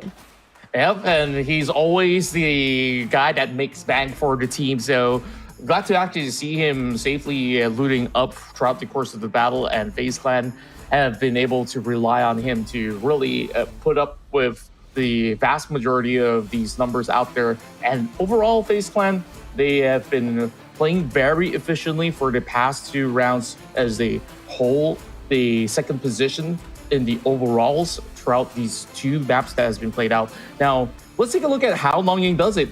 Swift moves into the mine warehouse, whereas FaZe Clan, they made sure that they make a couple of pit stops from construction into Garden Maison, and then to school, and eventually to try to close things out into mine warehouse as well, I do assume. But when you take a look again, boom, they move in a little rather late with that camp setup coming from G9. They eventually faltered but at the very least, they bring back some elimination points. So it's still 1.2 million for the side of Boom Esports. As we will gather all the points, nongYing will be undisputed with 19 million at the top. Yeah, I do want to see can the numbers keep going up by a different group later today by fellas I didn't AKG, even don't forget about them. But nongYing, that's going to be the bar and the benchmark starting off our final weekday number 1 and finish off the first round between Group A and B. We're going to come to Arctic Base and Misty Port rounds. But when it comes to the next one, well, any challenges? Definitely there will be some challenges out there, including for our Group A and C later. And it seems like the tie is taking the lead when it comes to the final week in day number 1. Before, it's always going to be like what Indonesian region, which is going to be FLSID taking the lead. Now this time they have a contender. Yes, they do, and I just hoping to see fellas really hitting the high marks to really keep things very competitive against nongYing that has done so well in the past 2 rounds. But of course, we'll see in a couple of moments on whether if they will have a smooth run, because knowing for the fact that we still have certain hard hitters coming into Group A, it's still going to be a little bit of a tough challenge, especially when we take a look into how things are going to fare. So Arkong is one such team as well from the side of Group C that will be able to really do a whole lot. So this is what I would expect coming from some of these members of Arkong, and with FaZe Clan still having games to play, they should be able to really bump their numbers up to eventually overtake nongYing. So with that, we'll take a short break, choo-choo, and we'll come back with more Metro Royale action here in the PUBG Mobile Super League Southeast Asia.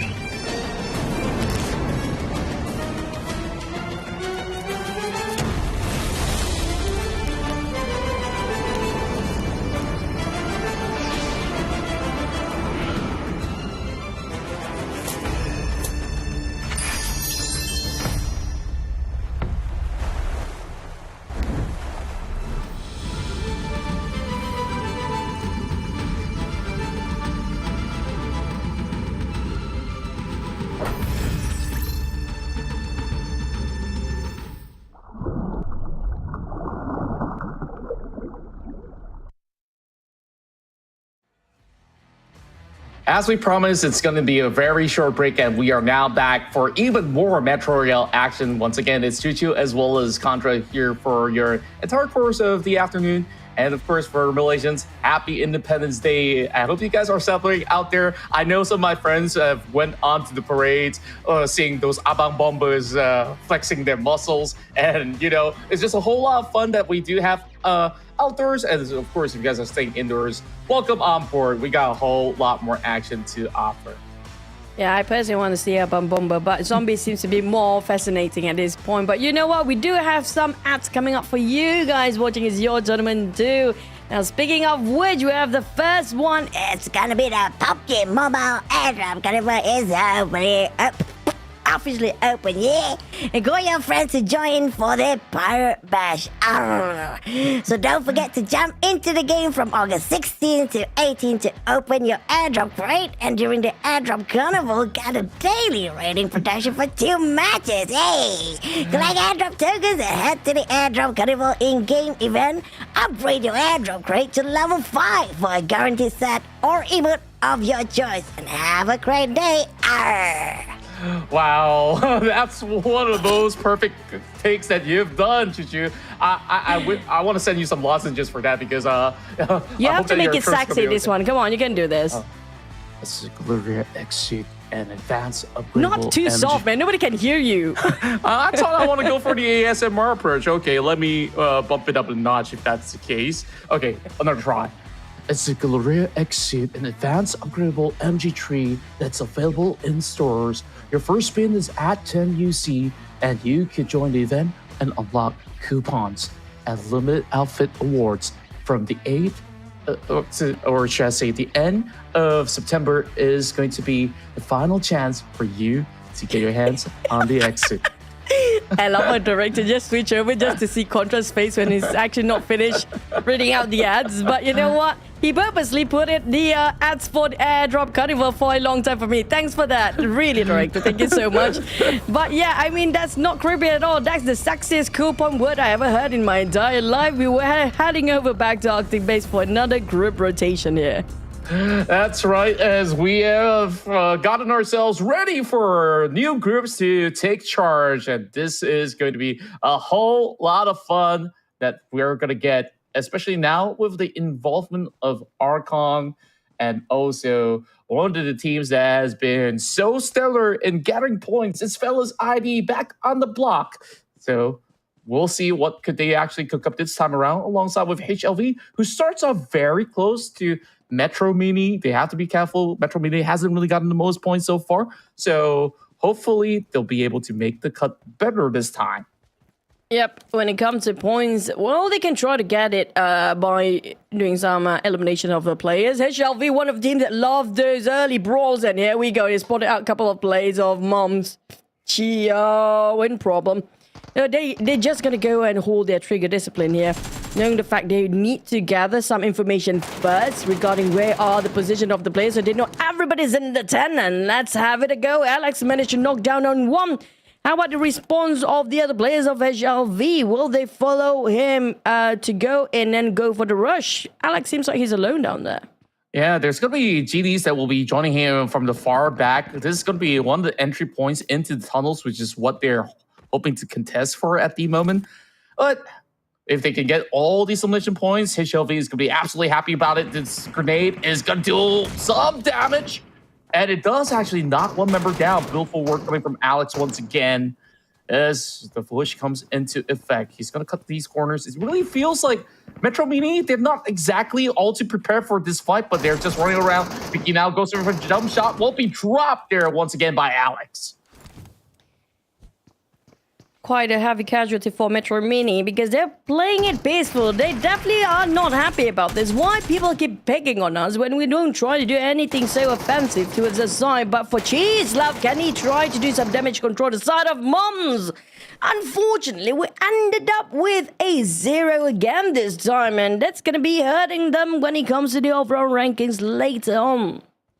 Yeah, it's just absolutely devastating in these early games. They don't seem to have any formal rest at all, and it hasn't been really good rounds, even coming from that Group A versus Group B battle that they had earlier today. And it only gets tougher because this final week, everybody wants those big portion of the pie. HLV, they are definitely one of the teams that are up in the running to be able to make it to the grand finals, which is why we're seeing all these offensive maneuvers to happen, and they absolutely are comfortable by doing so. Back on the side of Prime Team, we do know they had quite a tough start here today. I mean, they have nobody to blame except for themselves, of course. When they almost got the lead early on, True. There's going to be redemption time for them, so they have to keep track with the timer. Now, we do know there's going to be 16 more minutes to go, so it's plenty of time for them to try to find a target. And they heard those gunfires coming up from AKG, so right now they're probably trying to aim for AKG and gatekeeping them from getting out where they at right now. Yeah, this is going to be a tough ordeal for Arkong. But at the very least, they're already indoors with a little bit more of the coverage for them to work with. Prime still trying to navigate their way into cutting across, while Hasta Vista inside of the tunnel, having a go at the mining cart, will be able to at least reach safely for now. And the moment that they actually move deeper into this sector, Missile Silo is going to be having some occupants already, so they should be getting themselves prepared for certain takedowns. Speaking of which, of course, so let's start with those 4 points being gained from MetroMini members. Arkong taking center stage, so FaZe Clan, they're also making their cut across. This is where we'll get at least about 3 teams to try to duke it all out, as teams are slowly leading up. FaZe Clan so far starts off with close to 4 million already, so there should be a target on that back later on. And that's nearby extraction point, if I'm not mistaken. That's why there's a lot of teams trying to take around Misty Silo. We do know Misty Silo do have very high value loot up here, so no, it's no surprise for the teams to try to just make their all way here. Talking about HLV seems to be under the tunnel as well, still going on the way here. So I don't know if FaZe Clan will put one of their players around the tunnel area just to see if any newcomers coming into this compound. But AKD seems to be having the same idea as well, so we might actually have all 6 teams, or maybe 5 of them, since MetroMini already being eliminated, taken out of the equation. So we might actually have all 5 teams right on top of Misty Silo. Oh, this is getting even more interesting if that's going to be everybody having all hands on deck. Now, the problem with so many teams being in Misty Silo is that there's going to be certain teams that may not actually get that many loots because there's only so many compounds as well as boss spawns that's available within the duration. But there's plenty of time for them to settle the scores at the very least. Fellas ID inside of the tunnel right now. I do hope that they would be at least traversing safe and sound. They start off with 1 mil, so they're slightly behind as compared to teams like FaZe Clan that have had that very early passage into Missile Silo already. Drew's just trying to open up that crate to see how much more can they actually add to the table. Now, 1 million, not too shabby after all, but hasta la vista. They're absolutely being proactive, just scouring around, checking every single compound. And the further that they become more and more curious to be lurking around the middle is where they might lock horns with the rest of FaZe Clan. So let's see how much further will they go. They already saw some crates to be opened up. So I'm pretty sure that they will have their own signs of concern. Now, Fellas is actually the one closer to the members of FaZe Clan. Let's see how ready they are to actually go in for the engagement. Now, steps after steps, it seems like Zhao Jane is going to be the closest member out there. Alex, is he aware of this? Well, FLS, they're known for their defensive and for offensive firepower too, so I'm not surprised if they try to fight back. But last time we saw, it's going to be Aria with the most amount of loot on top of FLS. They're super crucial to make sure that Aria will stay alive till the very end. Land might land a couple of shots from the side tree as well. But it's going to be some tough fight against FaZe Clan around the wall. 3 jump shot coming in. There's going to be a battle of the corner to these 2 players. But Sakura get it even more since he got more HP by the end of the day. But for Sakura, there's going to be some reset of their HP. But on the other side, don't forget Hostile Vista or HLV also seems to be quite near close by against this 2 team. They might be the cleaning crew by the end of this map. Yeah, it's just so tough for Fellas ID because they're the one sandwich in between. They were basically taking way more than they could chew, despite them actually getting that first spot out of round to Alex. Now, Kim Tony also taking a couple of taps coming in from the back. That is coming from members of HLV. Fellas now blindsided with the smokes as he's trying to also lob some grenades to try to push away members of FaZe Clan. But they're undeterred. They will still look for a solid push. Big nades now drop towards the side of Arya. Gao Jane trying to pry this one open and make it easier for his teammates to go in for the full flush. I've never seen FLS or Fellas ID taken out quite early, but with this warming crowd coming over to this side of Missile Silo, they're probably the first time we're going to see the entire crew of Fellas have been taken out without any points if in this case, because they didn't score any elimination yet. And for the side of Zhao Jim, he's taking the rush in with a shotgun at that and taking out straight in the faces as well the rifles. Kim Tony will follow pursuit behind, and this is the first time throughout my entirety of Metro Royale we're looking at FLS ended up with a 0 this round. That was super surprising because they just got caught in this crosshairs of both HLB as well as FaZe Clan. So it's just absolutely disastrous for them, but they still have plenty of those bonus points to hold on to. But this is a poor start for the squad of Fellas ID. They will need to be more careful heading into the upcoming maps. But we continue on with even Arkong now joining into the battle against Fix Bay. Hostile Vista holding true. HLV will try to eventually get much closer, as we do know that they're very well adept in close quarter combat. Well, this push comes into effect. It seems like he was just a couple of bullets far off with Ate trying to stand tall against BD. He does get the trade done, so it's going to be a 1-for-1 for now.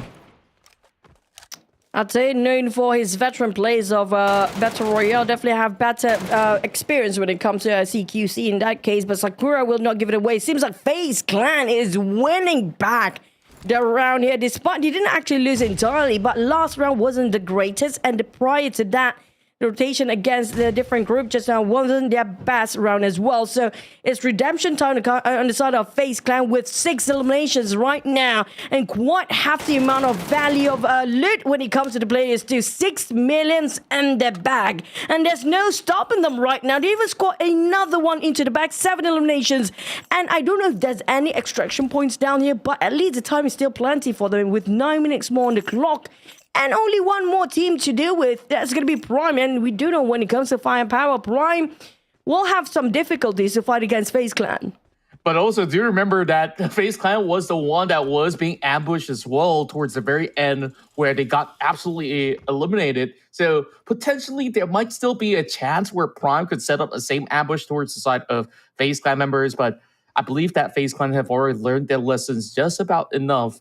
Arkong's BJ is the only one inside that is not a FaZe Clan member in this radiation area. So this is potentially the best round possible for the side of FaZe Clan that have seen them outrighteously winning those trades, now getting all these massive points back into the team. And lo and behold, Prime, they're on their camping spot. This is definitely going to be one of the extraction zones later on, which is why they're thinking about staying put. But I don't think there's many loots for them to actually gather around that vicinity. So it's really about this final member of Arkong. If he can get whatever boxes of the eliminated players, I guess he'll find a couple thousands at the very least. Or if he's lucky enough, maybe 1 million is in the bag. But for Arkong, at least he scored himself 2 eliminations, yeah, so they will not go empty-handed despite they only have 1 player left. So, I mean, like, when it comes to numbers-wise, still going to translate into scores later today. But on the side of FaZe Clan, I think they're going to be A-okay. Prime definitely kind of had it enough since they're playing on top of the surface area and not even taking a peek around Mr. Silo's place right now, knowing the fact they did not score too much here today. So it's quite a big risk for Prime if they want to engage against FaZe Clan. But I want to see how much FaZe Clan have the total earnings by end of this round. Since they already hit around 7 million, so we assume 10 million is already in the bag the moment they can eject themselves out safely. Now, that's going to be the keyword, safely. Will there be any surprise attack coming out from even BJ at this point? Yeah, it's also interesting to actually see that they were so confident to just go for those exchange of items as they try to distribute it all across. And it's like everybody gathers around Sui Boy. It's like, okay, Mafia boss, this is the spoils of the trade that we do have for today. I hope you're happy enough with that 6 mil. So there's even some of all these access where each respective members of FaZe Clan is carrying at the bare minimum 200 over K. So that is absolutely astounding. But BJ, he's just trying his best to see if he can still basically take any form of scraps that he could find. But the nades are being tossed in. The match to spot out BJ, this is not looking good. 1 versus 4. But if BJ gets a clutch or if he eliminates Sakura, there's at least 100K in the back. Now, up close and personal, just by the corner wall. This is just a couple of jump shots, and he's already battered, bruised, with nowhere to go, nowhere to hide. This is going to be straightforward. Arkong out of the game.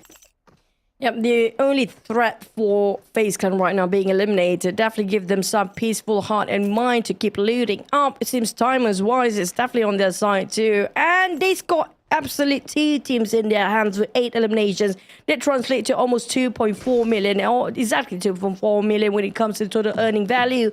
And not just that, they got so many high-grade loot when it comes to the death boxes of players laying around. So probably going to finish off this run by 15 million of the day, but we do know they can get more in terms of the loot value, because this is the map that we almost hit the 18 million mark of a loot earning value by end of the round. So since the time is on their side, barely got any contestants here coming out inside of Mr. Silo, because Prime definitely going to go up and just going to play around the surface. I hope if they actually go into the tunnel area, that might be interesting. But right now, I feel like they want to play it safe as well for the side of Prime, since there's only 2 teams left, right? So FaZe, can they score 20 million in this one? They can actually, if they, well, lucky enough to find themselves those loot. Yeah, true enough. And I think they're just about happy to also book out with 12 mil if they really wanted to. But of course, it is potentially at least 15 mil if they're eager enough to use this couple of minutes. But there's only 4 more minutes on the clock, ladies and gentlemen. While Prime, they're still at the same spot of where they last picked off FaZe Clan. But the thing about this is that it's only FaZe Clan and Prime available, and there's so many extraction points that they could potentially get. It seems like Prime, they're split into 2 parts to see which one would be better for them to eventually catch out FaZe Clan. It's going to take some time. Oh, we do have a helicopter coming over. Well, it's not going to take anybody off of the map for now, but they're there when you need them to extract. So we'll see. We have gotten about 13 mil at the very least for FaZe Clan. I guess the aim here is 15 before they go out. The helicopter just now was meant for FaZe Clan player that ejecting out. So I did have a talk with Cloud last week regarding, just to make it a bit more interesting by the end of each round. Hopefully, we're going to have this in the future for Metro Royale, right? I mean, if PUBG Mobile listening, thank you. It's going to be, when you want to eject out, there's going to be some sirens. So players have to hold another 30 seconds before the helicopter actually arrive to pick them up. And there's going to be sudden, due to the siren itself, like example, right? For my idea. Now, we have flare gun in the game, right? Now, imagine if you have to activate the extraction point, you have to use the flare gun. There's only 1 flare gun for each of the teams, so they cannot afford to lose that flare gun. And they can actually try to steal it away from another team if their flare gun is missing by taking the fights against the other team. The only way for them to get out, they must have the flare gun to be activating those circles of extraction point when they're there.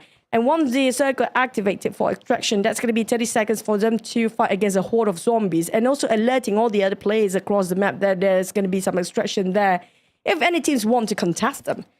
Yeah, And, I absolutely love that. There's going to be idea. some trade-off, which is going to be if they manage to defend themselves against some bosses of zombies, that's going to be a very high value, rare kind of type high value loot they can get from if they manage to survive that one. You know, it just makes things a bit more spicy by the end of the day. Oh yeah, I love how well thought out this is coming from you, Chuchu. I do agree. It puts in both sense of realism, where usually you've seen so many of all these movies where you're stuck in an island, you need that flare to be extracted out of that island, right? Like implement the same thing, and also make it a little bit more challenging for some of the players out there to get out of the match than to just, sometimes come in with this scenario where, they just don't have any competitors out there as they just stand all over the extraction zone. So another layer of complexity could actually improve the game. But at the meantime, I do think that it's a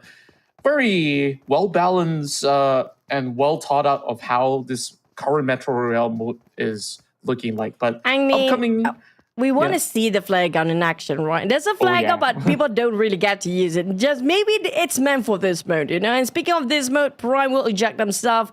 It's a no-brainer. FaZe Clan definitely dominate over this, and I am loving the fact they put up so much challenge that caused the first biggest loss of FLS in this round. I mean, FLS did get ambushed before, but they had one player survive that translate into points by the end of the day, but this time they had a 0 to survive. Yeah, it is rather tough in that sort of sense. Well, overall, I really do think that at least for Prime, this is still a massive improvement for themselves, where they managed to at least pull in about close to 2 million, as FaZe Clan is already out, thankfully, with that extraction point being into the rec center. So this will be the conclusion, where we see 4 teams eliminated. It's only Prime as well as FaZe to play it out. So just get out, Stone Cold. This is going to be the end. Stone Cold, I mean, don't commit the same mistake. You've done it once. Don't waste any more time, my friend.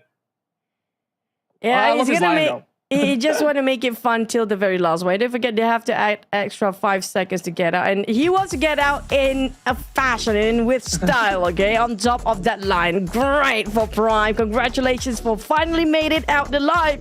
But hey, we're still going to give our biggest congratulations on the side of FaZe Clan. What a round they have defending against 2 teams.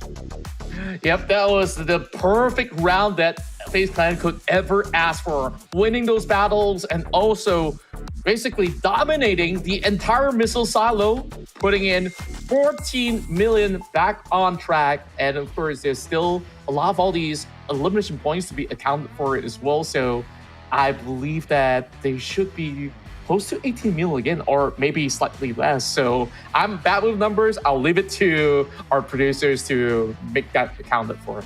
I mean, if they actually get to score more than 18 million, there's going to be a new record holder all around on Arctic base for the group stage throughout the entirety of the league of Metro Royale so far.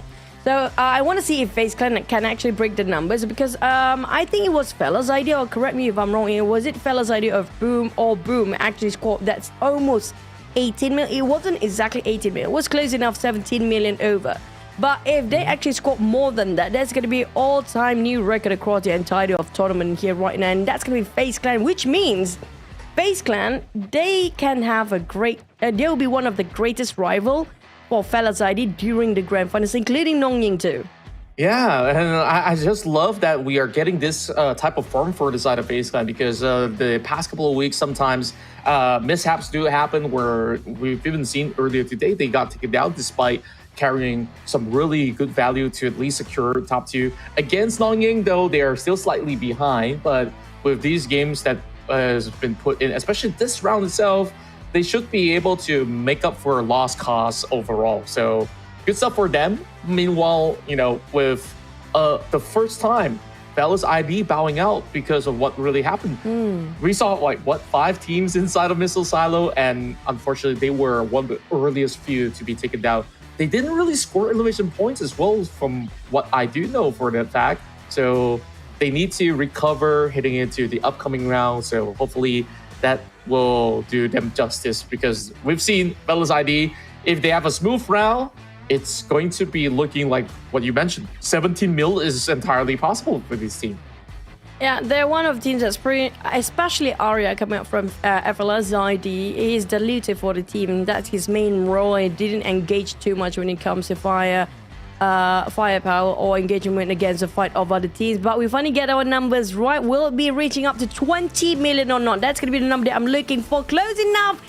I think this is going to be still one of the highest all-time up there, 17 million. But, you know, last time we had slightly more. But it's okay. I guess that's going to be the cap here when it comes to Arctic Base. And Prime finally get a good run when the other team's being eliminated, of course. Yeah, 19 mil. I'm pretty sure that they're happy enough with that. And they didn't really have to really get themselves into certain trouble. And, you know, with a stylish finish with Lion right up into the helicopter, this is just good news for the Malaysian squads, actually celebrating Merdeka Day today alongside with HLV with some staggering 6 elimination points, which also was to my surprise that they walked out with 1.8 million. Meanwhile, Arkong managed to get 2 pickoffs, while the rest of them didn't manage to get all too much. Sui Boy has always been the bookkeeper to be able to bring in all these massive numbers back to the team, so no surprise that he is the Fortune's chosen one.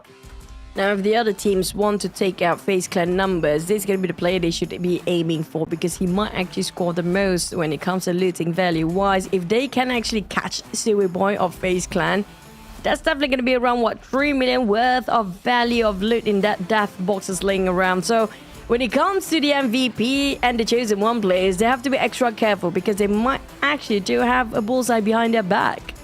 That's right. And now let's take a look once again through how FaZe Clan has been able to really keep up to the pace. It really seems like they hold into some steady compounds where teams were just trying to make certain entries into the area of Missile Silo. Fellas ID was the one to get clipped, followed by all the other teams with Hustle is the next, and the final member of Arkong. And after that, the map just went pretty silent, other than having Prime on the outskirts as well as FaZe Clan. So that was just the whole conclusion of what really went down in this matchup in Arctic Base. Well, numbers don't lie when it comes to Arctic Base. Thanks to that, FaZe Clan push all the way, taking over nongYing at second spot, now being pushed down. Unfortunately, this is the first time I'm looking at no Fellas ID after their first run. My God, this is going to hit them hard and hit them quick, because the next round is definitely going to be fun, because FLS, we do know they do hold some grudges over these teams, and whoever tried to mark them down definitely will be caught back into their karma here. But unfortunately, we're going to have to give it to HLV and AKG. Don't score too much, but at least they got themselves some top 6 here. When it comes to the grand finals, it's all about the top 6. Only top 6 will get into the grand finals later. That's right. And right now, FaZe is definitely poised in position to do so, as they've managed to stack up quite significant bonus points so far. As we take a look at the other side of the page, very unfortunate for Fellas ID. They have not scored, but they've only played 1 round so far. ETS, MCR, as well as 7-9 have yet to play, as I believe they were in Group D. So perhaps we'll see a lot more action coming from Group D as well as the upcoming match. So for now, they will just stand by and keep a watchful eye. Moms, however, MetroMinis, they're not really hitting their mark so far. So we've seen 2 wins for FaZe Clan, where they've already got plenty of points from Misty Port as well as from Arctic Base to overtake nongYing's efforts in Arctic Base match 1. Back-to-back, what do you call it, zombie dinner? There's going to be back-to-back coming out from a FaZe Clan. Yeah, it seems like the rise of the tide is coming into the Royale when it comes to the final week. And we don't see any regions of Indonesia yet to take away the maps. But we have something else for you guys. It's going to be Pirate the Captain Jack Contra. We'll call it out for you. Ahoy, mateys! This is the PUBG Mobile Airdrop Carnival. It's officially open now, and call your friends to join a Pirate Bash. Explore the Ocean Odyssey new team area, Pirate Booty Island. As you fellas can collect airdrop tokens and head to the Airdrop Carnival in-game event, and airdrop card level 5 for guaranteed set of ability choice. Don't forget to jump in the game from August 16 to 18 to open your airdrop crate. Have a great day. Now we have the new accent available for everybody else out there, starting from the 6th of August down to the 13th of September. Sorry, 13th of August, but the 30th of September. What the heck is this? Why is this a scam for me, man? You guys know that's going for crates, and it's gonna be. We remind you every single day, every time we have the Metro Royale. Anyways, if you guys still don't know, I don't know where you guys been, in which cave you've been living in, okay? And also, happy Independence Day, Malaysia.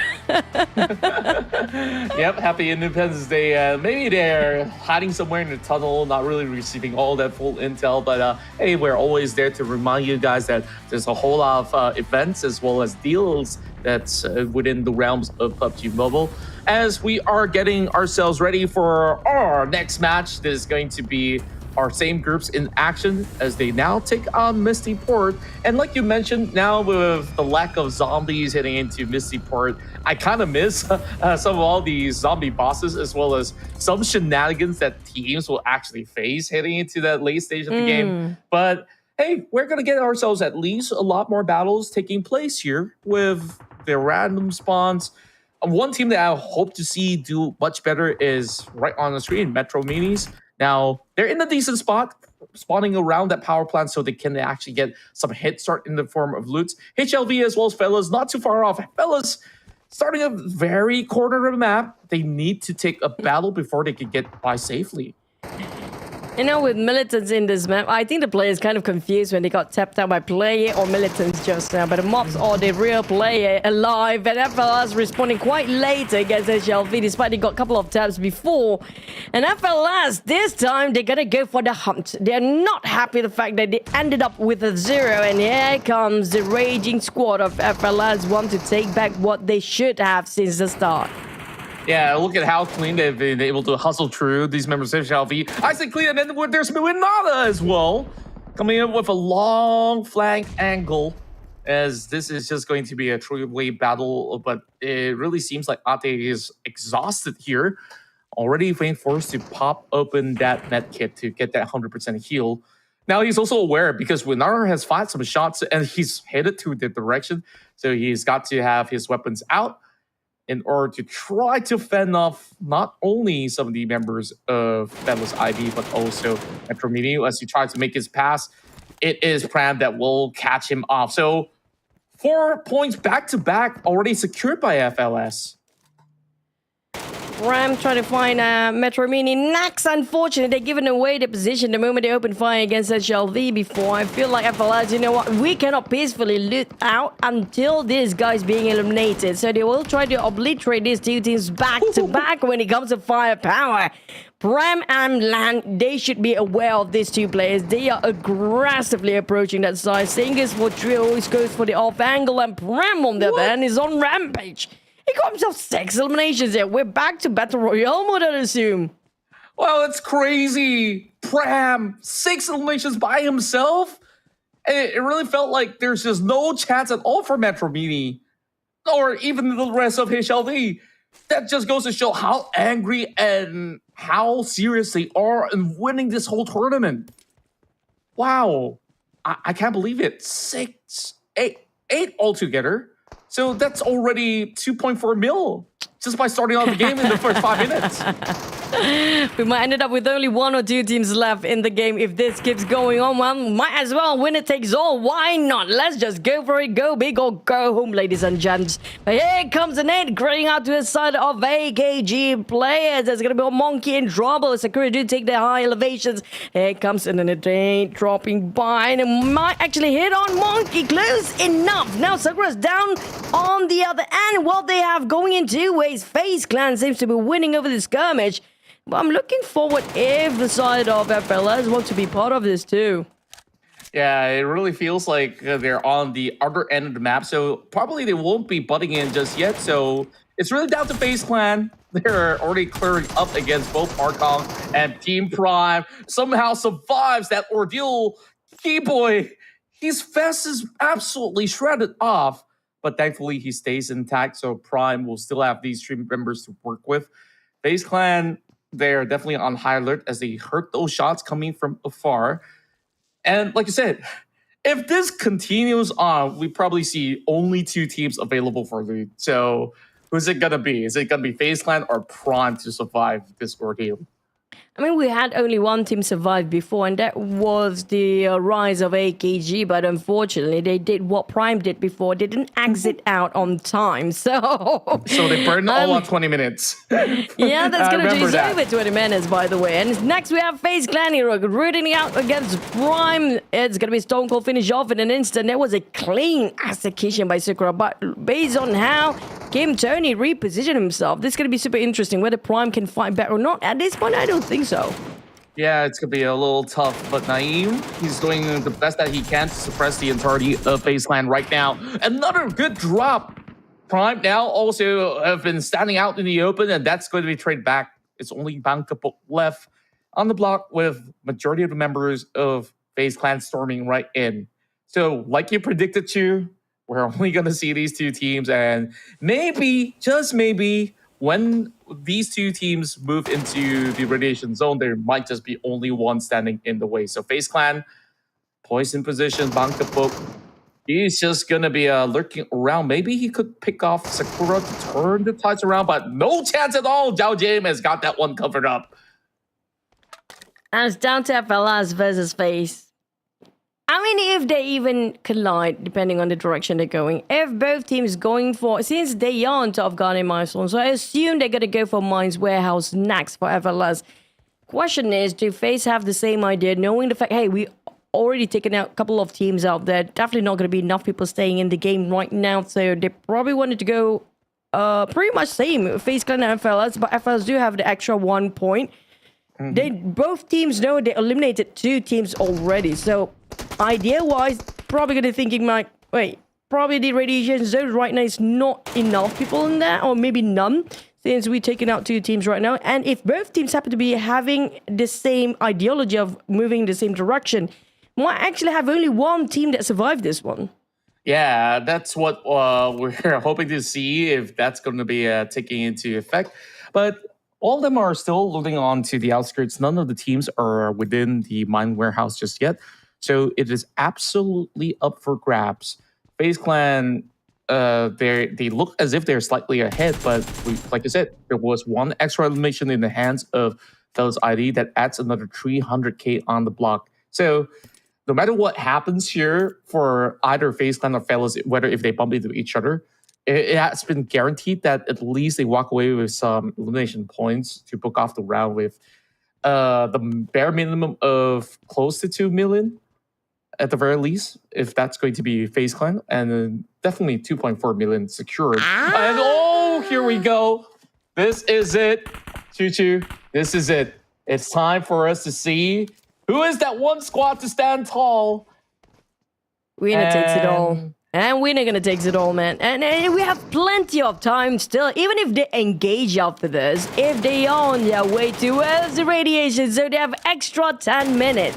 If they can wrap things around within these 2 minutes, there's plenty of time for them to loot up with the map all for themselves. Now, FaZe can definitely have a better start when it comes to getting those damage done just now. Unfortunately, now they have 1 player knocked down at the back. Question is, how do FLS respond to this? Will they go straight for the rush? And they might actually win this over. FLS! I mean, they're holding the grudge. This is the best time to get that sweet revenge. Yeah, this is the best time to do so. And it's just crazy that we have Pram that's really catching on to some of these FaZe members. But now, with nongYing as well as Su Boy rushing into the block, he's still prioritizing on some of these loots. He's got that 1 million while he's at it, so why not? Now, I really want to see what's the approach here coming from Fellas ID. They are trying to wrap from the outskirts to move inbound, where I believe the entire squad of FaZe Clan has been revived, and Sakura was the only one to be taken out. So Fellas up a hit in terms of elimination points. And the one that was knocked out was the one carrying the most points. So it definitely did hurt some of these members of FaZe Clan for now. It's really down to where if they can win this duel with 1 member disadvantage. There seems to be a bit of a standstill between FaZe Clan and FLS. It might actually take so much time here just to wrap things around. I'll still have 11 minutes on the clock, but unfortunately, FaZe Clan, with that one player being eliminated, I assume that one player being eliminated just now, which was Sakura, probably holding the most loot on himself as well, because the numbers drop instantly and dramatically on the side of FaZe Clan. But FLS, they definitely do have the upper hand. If they score, this is going to be the first time we have more than 8 eliminations by a team by end of this round. Indeed, that could potentially be the highest record of elimination points. So it really depends who's going to be the big victors out of that to also stash in whatever else that is left in this map. They got 10 more minutes to go. And here we have it. FaZe Clan now suppressing one member on the side of FaZe ID. Aria already being pressurized to make his advancement. As one after another, Zhao James catches them off, but he goes right into the fire and flames. Aria holding down the line. He does expect James to be on the outskirts as he tries to hop out. And he does catch that member of FaZe Clan. And this is it. FaZe ID, absolute domination in this map. Now, the challenge will be how much can they score? Since the map is all for themselves here, how much can they score for looting value-wise? 12 eliminations by now. That's like what? Times 3? More than 3 million worth, of course. It's almost going to be hitting that 5 million mark here just with those eliminations. But FLS, how can they make use to full efficiency when it comes to looting wise? And we have this going to be all... I think this is going to be the highest record when it comes to elimination in this map here across the entirety of the tournament by now. Yeah, 12 elimination points. Like, we've talked about FaZe ID before to be that well-balanced team that can kind of take fights and also prioritize a whole lot of loots. But this is the most explosive that we've ever seen coming in from FaZe ID. And I'm pretty sure the production team is super happy about this because, like, they just made the observer's job so much easier throughout this match. Yeah. So, and not just that, man. Well, this is why you don't mess with FaZe ID in their first map, you know. And they get really scary when they get angry. And this was definitely them showing a statement like, if you guys mess with us again, this is going to happen one more time. Because especially Prime, he's one of the most scariest player along the lineup of FLS. If you look at his numbers of eliminations, he's definitely taking it up there. Yeah, like he started off just going guns blazing against HLV. And the moment they spot MetroMini, they're not letting them off at all. So he started off with 6. And as a matter of fact, in this fight, he managed to get a couple of knocks to suppress the advancement of FaZe Clan, despite not securing, the elimination point. So it is evenly distributed to the rest of the members out there. I mean, Prem, what are you scouting out for? There's no other team. Just go. Just go. Come on. I think that maybe he's just trying to be extra cautious because they were not fully aware whether if the other squads are fully eliminated, which is why they're doing so. We haven't seen bosses for quite some time. Maybe that's going to be the case here as well. Maybe. But it's going to be a no-brainer since they have full squads, so they can deal with those bosses here around. But, it can never be too careful for a team, especially in this Battle Royale or Metro Royale mode.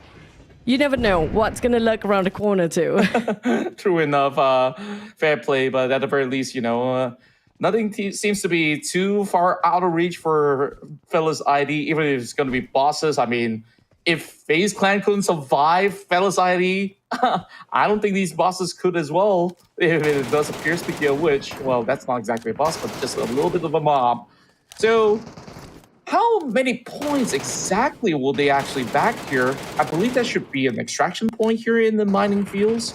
So it's really about them just opening up all these crates as well as finding the boss to add a couple more million in farm value.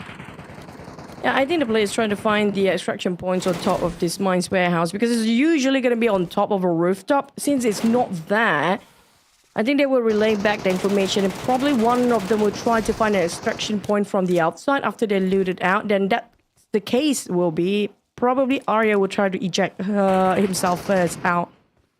And he might actually get out from the mines warehouse the earliest, try to find the extraction point, and will give the information back to us as a team to go out later. Because I don't see any extraction point for now inside of this area, right at the current moment. So that would mean that they have limited time to actually spend here in the mine warehouse. So They just want to ensure that they quickly stash up. Now they are hitting into the 4 mil mark. So they have yet to actually explore the indoors of the warehouse just yet. So perhaps they are just slowly traversing through. Should be able to at least get a little bit more. While mobs after mobs are slowly getting taken down. Let's see what's in this one. Is it going to be high value for the side of land? Well, everyone for themselves right now. Jerry also has about 1.7. Oh, that's a really good box that he found right there. So close to 2 mil. And we're just basically buying time for 5 minutes until they can actually get out of this scenario. Meanwhile, the big boss is finally here. Yeah, but it's going to be a variant P, I assume, that one. But I think they try to push the numbers as much as they can. It's not impossible for them to actually reach out to 50 million. This is Arctic based, but this is Misty Port. So 50 million definitely going to be a value that's reachable. But for FLS, I mean, land needs help right now. So they definitely will try to go for the bosses. They do have plenty of time. But the moment the clock strikes on minute 12, they have to resort to, leave this area and try to find an extraction point from the outside. That's right. Right now, closing into 9 million, almost 8.5 at the moment. There's some old train tickets out there. I don't think that there is any use of trains in this map, but not to worry, as land somehow is just avoiding the boss. I feel like they could just work together, quickly settle that, and call it a day, honestly. They don't really have to take too long because there's only 4 more minutes on the clock. And like you said, there's honestly not too much time before they look for an alternative extraction. So perhaps they're just happy enough with what they got. Yeah, the gold pile will be one of the highest values, so this is why they are trying to find themselves as much looting as possible around every corner of Mine's warehouse right now. I think they pretty much know where the extraction point will be, because the moment you leave these tunnels, it's quite nearby around the exit point, the exit of these tunnels as well. So I think they're probably going to be mindful regarding the timer as well when it comes to the extraction point timer too. So for FLS, they're going to leave this boss at ease and let him be peaceful enough to live his own life. Well, they're trying to get themselves into the tunnel to exit out right now. Yeah, they're just going to leave him at peace for him to try to have a little bit of a treadmill moment onto that part of the terrain. Well, it seems like Fellas ID, they're well sorted now. So it's all about the final stash, 13 minutes on the clock that you have to be aware. And still, the variants are currently keeping them slightly busy. It really feels like they really don't want to waste time on the boss at all. Though, despite it could still give them maybe a few 100K or so to close up another minute. Speaking of a flare, Pram just pops 1. And that's just pretty much it. Fellas ID, they should be able to get themselves out in the jiffy, as they are already looking to cut out of Garnet Mason. So as for now, we just take some moment to chill with only 2.5 minutes remaining. I just hope they manage to exit out, that's it. If they did not get out on time, now that's going to be something else entirely. I mean, they eliminated so many teams. Mm-hmm. And the elimination won't even count, even if one player seems to be staying back or being held back by mobs or monster later today. Now, 2 minutes on the clock and the timer. I don't know if they know the password here. I assume there's going to be a shortcut going straight to the surface. Yep, or there might be an extraction point or even higher value loot here in case they manage to open it, and they manage to do so. So this is definitely going to hit almost 16 million. More than that, possibly, by end of this round for the side of FLS. Yeah, it's crazy. Now it's only down to Pram. They already found that extraction point. So Pram, and within that one room himself, he brought back about 1 million. And let's see what's in this one. Okay, just some motor oil. Decent enough, as he's hoping to close in that 1 mil mark. But I think that there's not enough time. So 1.5 minutes, he's already closing out, looking for that extraction. it's better to be on foot for him. Is that mining cart is not going to move too fast for himself. So gotta make it quick. Pram, he's got to dash out right now. So that's the primary focus. 12 mil added with 12 elimination points. That's the golden number out there. So FaZe ID, undisputed kings in this map. Pram, make it fast. They need you to get out. If not, you'll be sabotaging the team in less than a minute. Now, I think it's close to extraction point. Oh, he actually popped one. It actually popped right across. Speaking of luck, man, he got right on top of it in the very last minute too. Now that's gonna be the end. FLS definitely undisputed when it comes to just loot value. They already scored 50 million out of it, but when it comes to elimination wise, is it gonna be the same numbers? And that's probably going to be one of the highest players earning in this map when it comes to FLS in the Misty Port. And this has been the best run so far from FaZe ID.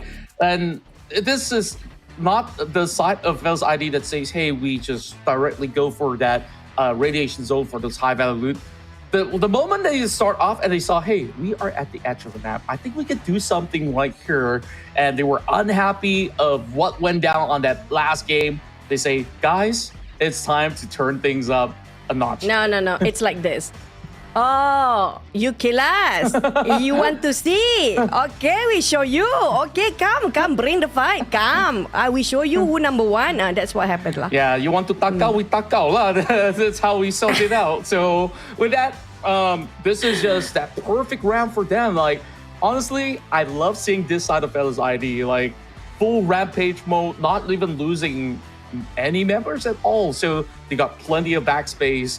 The entire map is theirs. They book out in time with 1 minute remaining. So there's just no better round that we've ever seen coming from all the other teams. So they really make it up for whatever that was lost in the previous round with what team? 0. There's only FaZe ID in the game just now. We don't have any other teams. I mean, this is definitely gonna be not that of a brainer when it comes to the stats man to count the numbers, except for the side of FaZe ID, of course. Their numbers are definitely breaking the record here as well when it comes to the most eliminations of players down there. But for the rest, it's pretty key, and except for, of course, which was the other team? I think it was it FaZe Clan that scored quite a number of eliminations too when it comes to the very last minute, right? 7 eliminations. So when it comes to the numbers, a lot of zeros down there. So come on, stats man. It's a lot of zeros down there. It's fine. Just count that 7 eliminations. FaZe Clan's already out anyway. So all they really have to calculate for is FaZe ID, right? I believe there was only one other squad that managed to take that 1 elimination point, and that's how crazy this round has been. It's only these 3 teams that were pretty much getting those elimination points, and of course the biggest bulk of it is in the hands of FaZe ID. So I guess the only thing that they're taking time to account for is to prepare the overlays, making sure that it's prim proper. No, there's too many numbers in this game. We do know that. And when it comes to, they have to tally up the numbers. The hardest number is going to be coming up from FaZe ID. They had too many eliminations. They had too much loot to count into it as well. So finally we get our match ranking. Thank you so much, production. You guys are fast. But let's head over. How much did they finally score for FLS or FaZe ID? 15 million. Almost hit that 60 million though. Very, very close. I think Pram was really eager to make it a 16 mil, but he didn't really have the essence of time. But just take a look at that. 12 eliminations is just baffling, right? Like, they started off going for that full run. Who got hit? Let's see. It was HLS first, then there's MetroMini, and later on FaZe Clan. That's how those 12 points come out and about. But FaZe Clan themselves, they also find those 7 eliminations, so they don't walk away empty-handed at the very least, with 2.1 million in the bank, while 300 for the players of Arkong. Wow. This is rare to see. Despite they have all 4 members of FLS still survive. Usually it's going to be Aria with the most player earnings. The most he actually got out was around 8 million on himself only. But this time we have a different name. It's going to be Land. Since he got one of...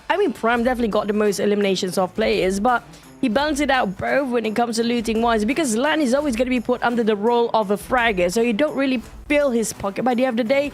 But maybe this time we get to see him more, because, you know, FLS, they have the map all by themselves. Yeah, we take a look at how the rotations went. So the moment the game starts, these two teams were cleared off. FLS takes the middle, and then you have FaZe Clan on the left side of the screen clearing the other two squads, and then they all battle on towards the corners of the Garden Maison. And winner takes all, like we have evidently see. So FaZe ID, they just quickly gathered every single resources and call it the perfect day. So FaZe ID, we'll still see more games coming in from them later on, as this is going to be the conclusion of this group. While when we add all these points together, take a look at that. FaZe now moving into the top 3 with just one round. It's just crazy. Yeah, I mean, they definitely got their rage up here. When it comes to FLS, I mean, they're probably going to play in the next map as well, which we do have C versus D next, which is going to be interesting, because Group D, we're going to have ETS as well, reintroduced the same name, MetroCeria. But FLS, can they get more? And when it comes to the numbers, I mean, the numbers definitely got my eyes running. There's so many numbers and commas down there. So good luck, guys, remembering all your points in the board right now.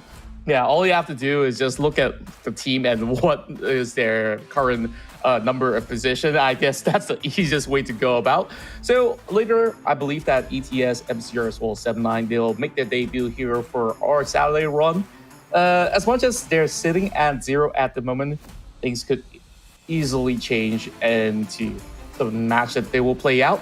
As we see, 2 maps have been won by FaZe Clan, one by nongYing, and of course with FaZe ID with the biggest rack of points that they've ever gotten in the Misty Port. So with that, up next is going to be Group C versus Group D, as we'll go on to the same rotation map of both Arctic FaZe as well as Misty Port yet again. So Choo-Choo, every week I just get surprised by how these teams play. Like, there's just always all forms of dynamics that they will show us from day after day. And welcome to Metro Royale, finally, Contra, and that's what's fun about it. But when it comes to the recap of the maps, right? When it comes to winning Zombie Chicken, we're gonna call it Zombie Chicken, okay? Winner Zombie Chicken. It's ZC now, no W with chicken dinner. Chicken dinner, so Zombie Dinner. So yeah, ZD, WWZD, okay? So when it comes to Zombie Dinner, when it comes to the maps just now, we have a halfway through dominated by the high regions today. Seems like they are on the rise in the final week, but we're FLS ID all the way with what's left for the map here, because we're heading into the break before the last rotation of the map of Misty Port as well as Arctic Base. So see you guys in a couple of seconds. Don't go anywhere. See you guys just in a bit later for the end of the map.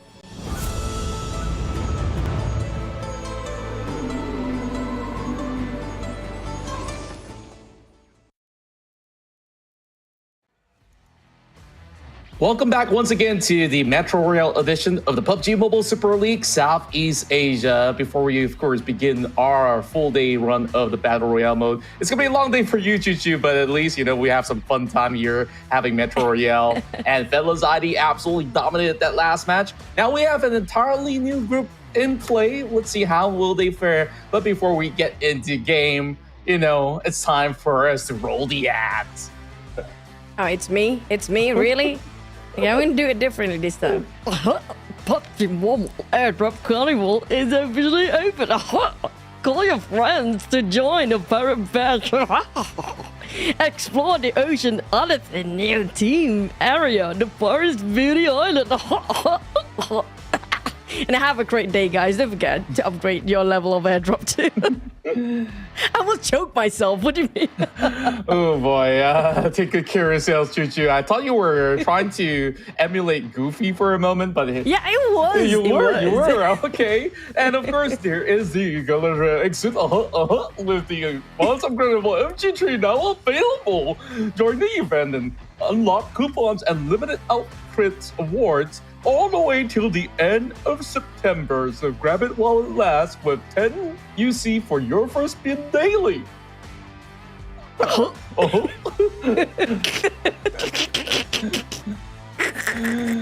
Okay. I can't hold myself. I'm broken now. I'm so sorry, director. But yeah, I hope you guys are having a good time like we do.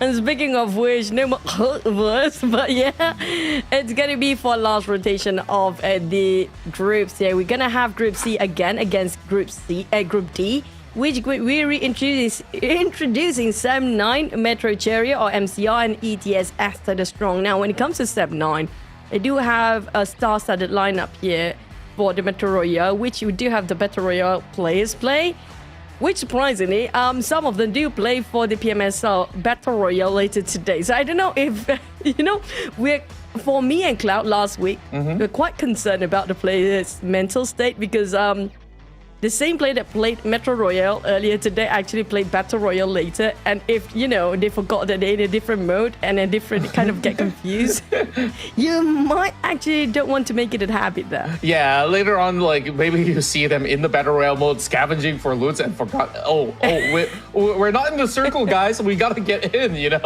that's going to be a little bit of a problem. But hey, it's a good warm-up round for their own Battle Royale later. While, they played so many tournaments before, and now is where they put it to the test, as always. And I love seeing this Group D in action because we got strong names like ESTIR the Strong. It's just like the entails, right? Bro, no. They didn't score any more points last week, so yes.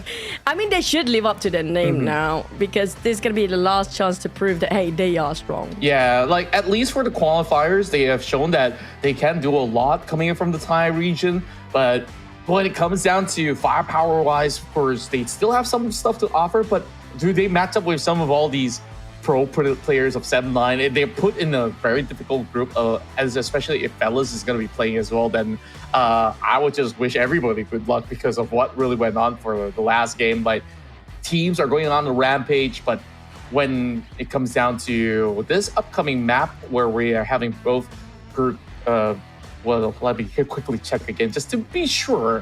Okay, it's Group C as well as Group D, so it shouldn't be C and D. It shouldn't be too problematic. It will still have its own form of chaos, but overall, I think we'll definitely get a fair share of a little bit of action as well as the looting phase. So with that being said, Arctic base is where we're going to start, Choo.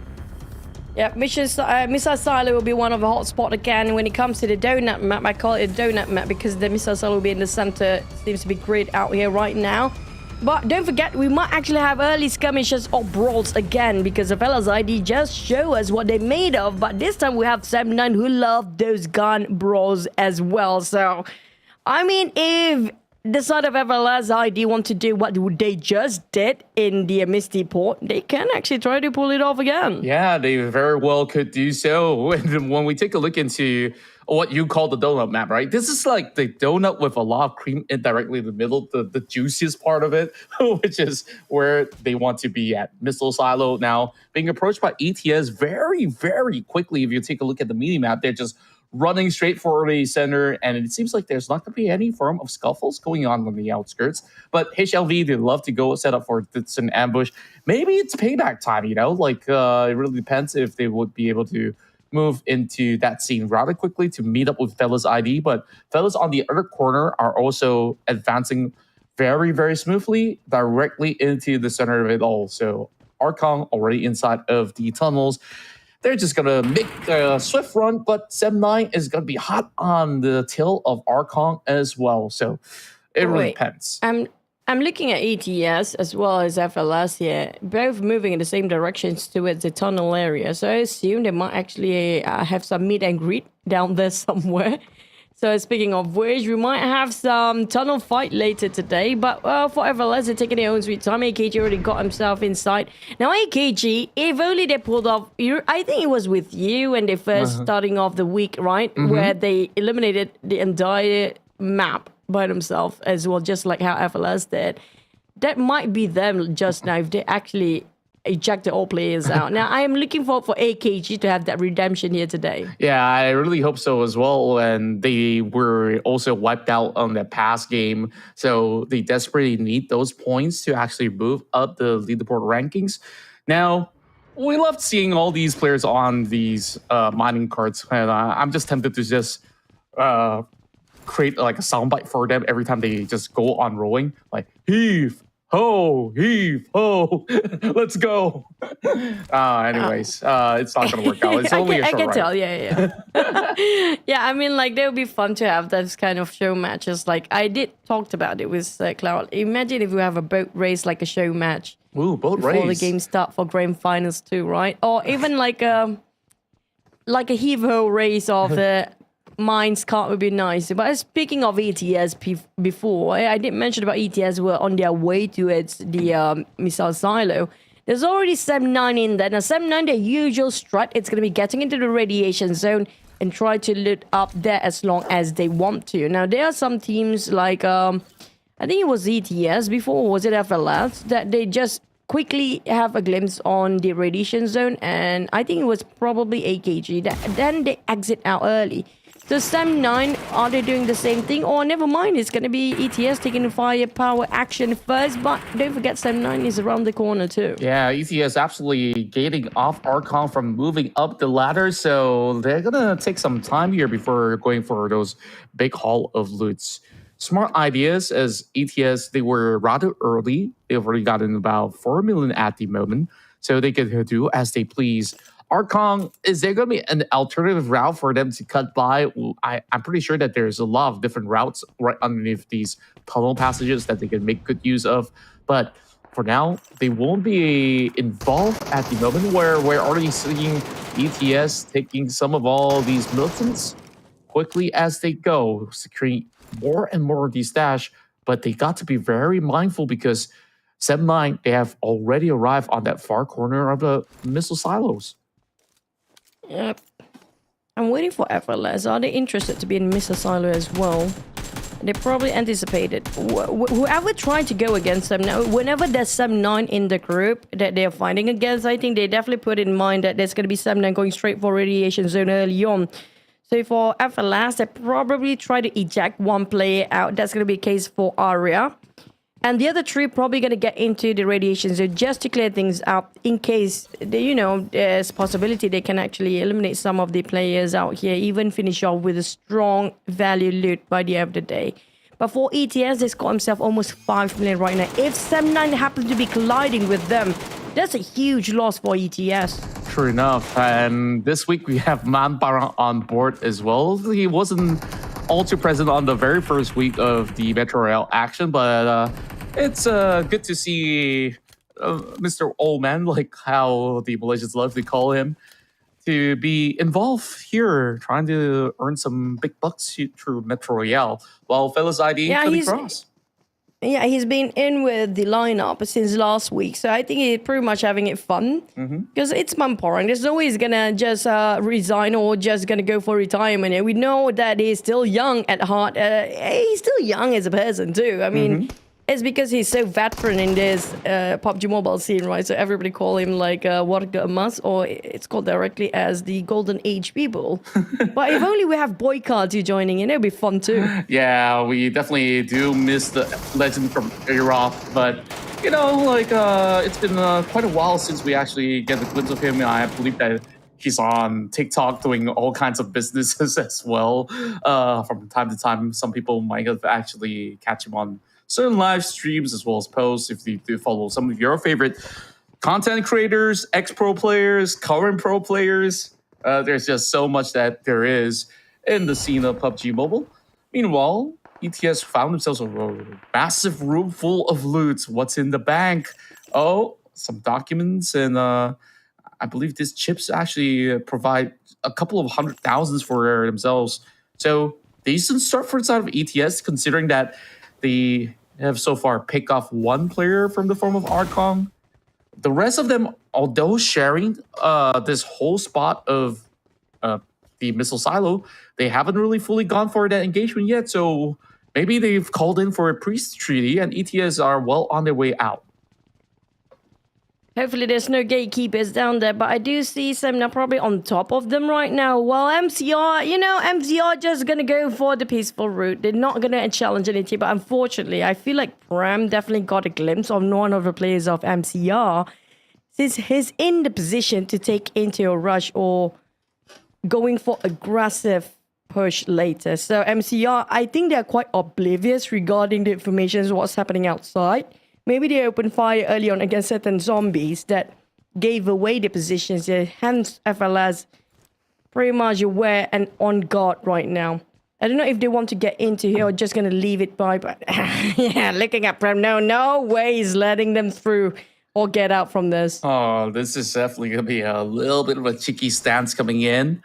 But you could tell that Arya's coming in for the other side as they already spot the members of MetroCeria moving out and about. And I don't think MetroCeria knows that there is fellas in presence.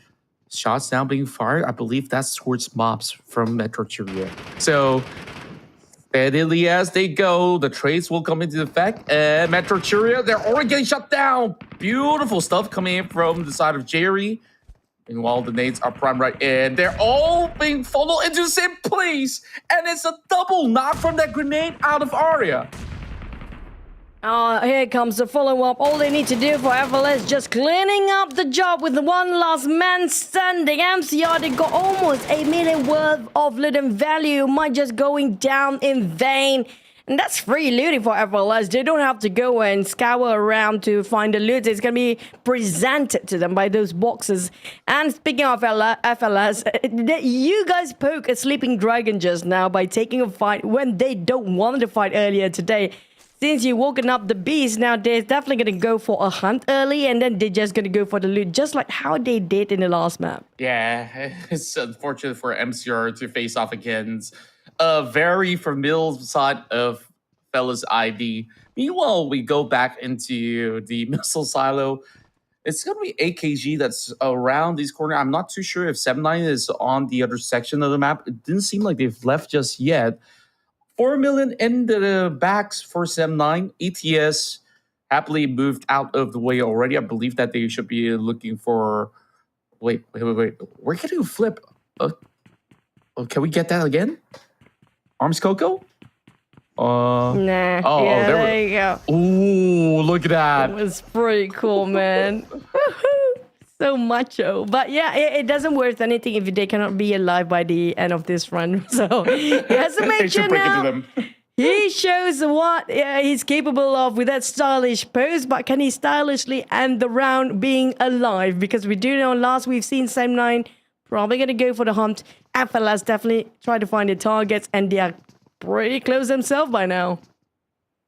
Yeah, speaking of which, it really looks like 7-9, they're done looting up the corners of Missile Silo. So it's going to be a Fellas ID that comes in rather late. They might not be able to at least get those high-ticket items coming in from these crates, but what they can do is to find the target onto the side of Arkong, and maybe by then they just stash those points from eliminations instead to safely secure their round. I say safely, but it's always going to be a risk. Arkong could also strike back. So it's at least a safe distance before these teams actually butt into each other's way. But for now, it really feels like this whole area has been preoccupied by previously ETS as well as 7-9. So if you add together, that's 10 million that has been taken off from just Missile Silo alone. Yep. I'm looking at the distance between AKG and 7-9. It's pretty close themselves. The thing is, bad news for them because last time we saw FLS is pretty much on the way here. So if these two teams happen to be fighting against each other, the noise will definitely attract the rest of FLS. Try to go for... never mind, Len is already in here. AKG, 7-9, whoever try initiate the fight, they probably won't be alive unless if their defense is pretty strong. So far, we only see one player of FLS. The rest, I have no clue where are they right now. Yeah, that's also back in the question whether if they're really looking forward to actually spend more time here inside of Missile Silo, where we have Lance scavenging around. But I'm not too sure how much is in his pocket right now. Lan is moving deeper and deeper towards the territory. And keep in mind, 7-9, they haven't fully left this area. They're playing by the tunnel, so they're hoping for a catch later on. So once these teams settle the scores, that's where they also have to be prepared for what 7-9 is cooking up underneath them. So BJ, he's being very careful about this. I think he spot Lan running around, which is why he's pulling up his crosshair, trying to see if there's going to be any chance at all that Lan's going to pass right through. But coast is clear. This has been rather peaceful other than some strikes onto AKG as well as MCR. What? Wait. Oh, wait, no where did that way. come from? Oh, no. I think it's all the way coming up from Arya, possibly. Or even Lan. I think he knows that. Yeah, there's going to be on the backside here. We have 793 and also, oh my god, 79 taking the whole lot of FLS into their grave. FLS, they thought they can surprise the other teams, but it's going to be them back that will be taken out by 7-9. And 7-9, they have 4 million in the back, and their loot is still going up for the numbers with those snatch and, steals away the loot from the side of FLS, leaving FLS with only 2 players who still trying to fight against AKG 2v2. Here we go, and Aura gets dropped as well. This is looking so bad for Fellas ID. Oh, Arms Coco, we saw that flare, and he does have the skills to also book out getting that elimination point, and now steals away some portions of the loot as it's equally distributed between these members of 7-9 as well as Arkong. So 50-50. It's a decent haul, but fellas, this is another round of them burning out inside of the Arctic base. Well, at least good news for ETS. There's nobody trying to disrupt their looting process right now. They already ejected one of the players. That's possibly one of the highest loot player. But unfortunately, the moment I mentioned it, one of the ETS player being knocked down, finished off in an instant. So I assume it's going to be HLV perhaps, since they are not here. That's the only 2 teams not inside of Mr. Silo. And 7-9, they looted up, they're gonna leave and try to find the extraction point, knowing that if they are a bit later, there might be some gatekeepers in the tunnel, so they are being extra careful and have their guards up when they are on their way to their exit extraction point. Yeah, happy days for 7-9 as well. This being their very first game, and they're already at least stashing close to 5 million at the moment. ETS, they will try to play it cool, but once they lose that one member, I hope it's not a member that has high ticket items with them. And true, as a matter of fact, it was HLV that was man marking onto ETS. Now, this is going to be a problem for ETS to get towards any form of extraction point. So, believe that to be Sphinx right underneath. Now, how much is in the back of Sphinx? I really do wonder. HLV being very, very opportunistic about this. And we saw these dumpster plays that have worked out before. And HLV, they are just dumpster hunting right now. depends. Yeah, I think that's definitely HLV that taken away ETS plays just now since they scored himself 1 eliminations. But for ETS, they have to deal with this. But unfortunately, it's going to be two-way war. A big swing for ETS from the front and the back. Samna Mumparang scouted out one of the players. And things, unfortunately, how much will it cost them for ETS? Dropping that one player costs over $1 million worth. Now, that's going to be a hefty amount, unfortunately. Well, they will resort to only 3 million, and they ejected that player way early on. That's a smart move. At least they still score something by the end of the day for ETS. But now it's back to HLV versus M9.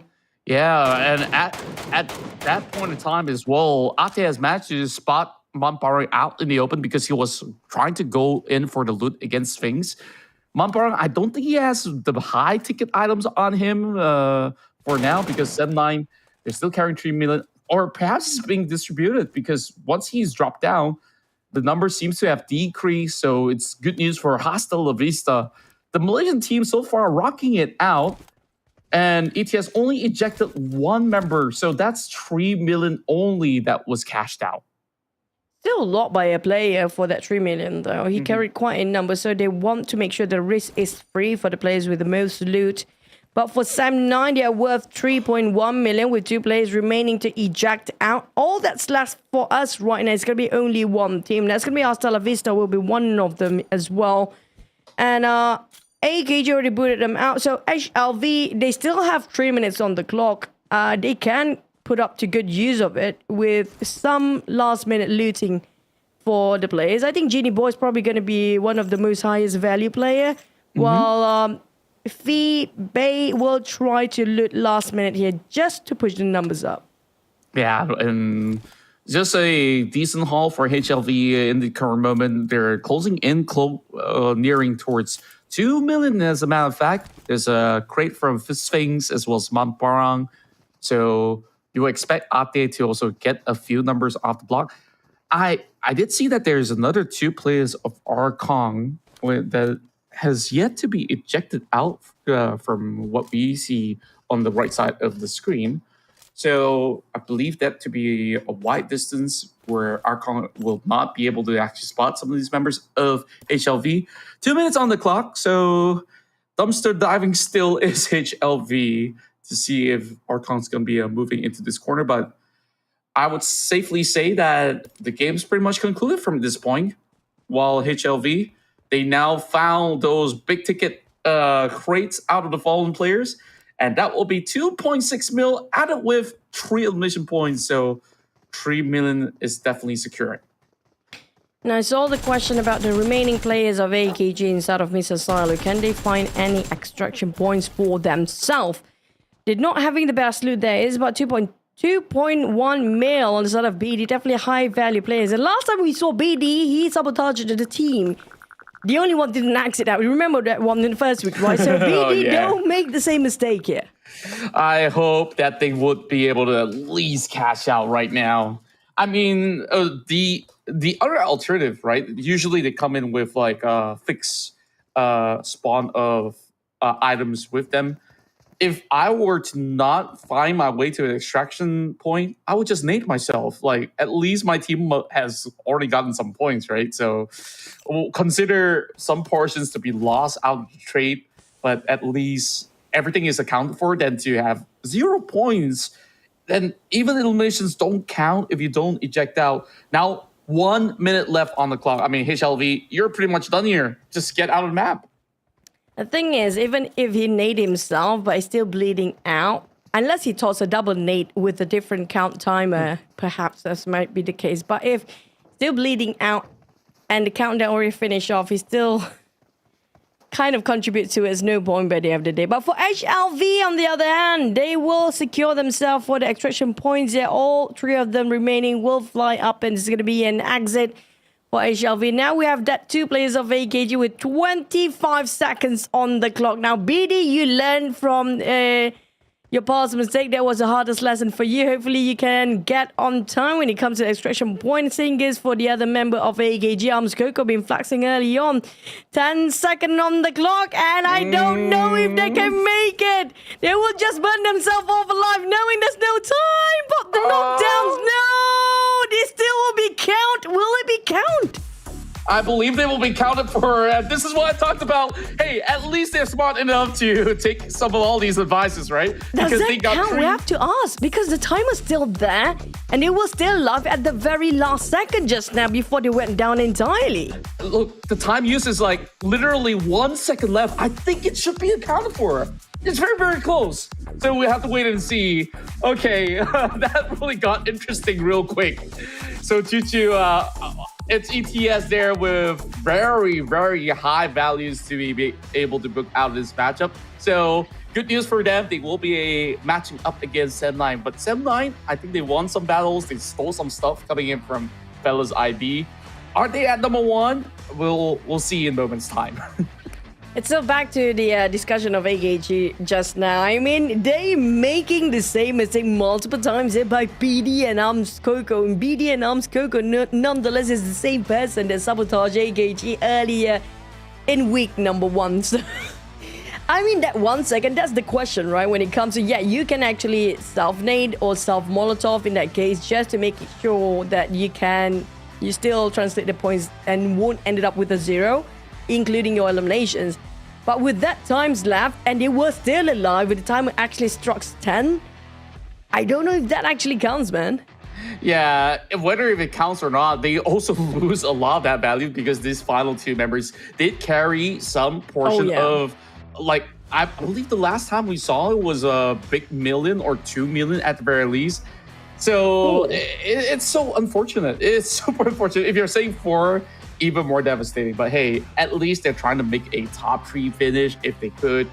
But it could have been so much more. They took too much. They were dancing. They were partying inside a missile silo.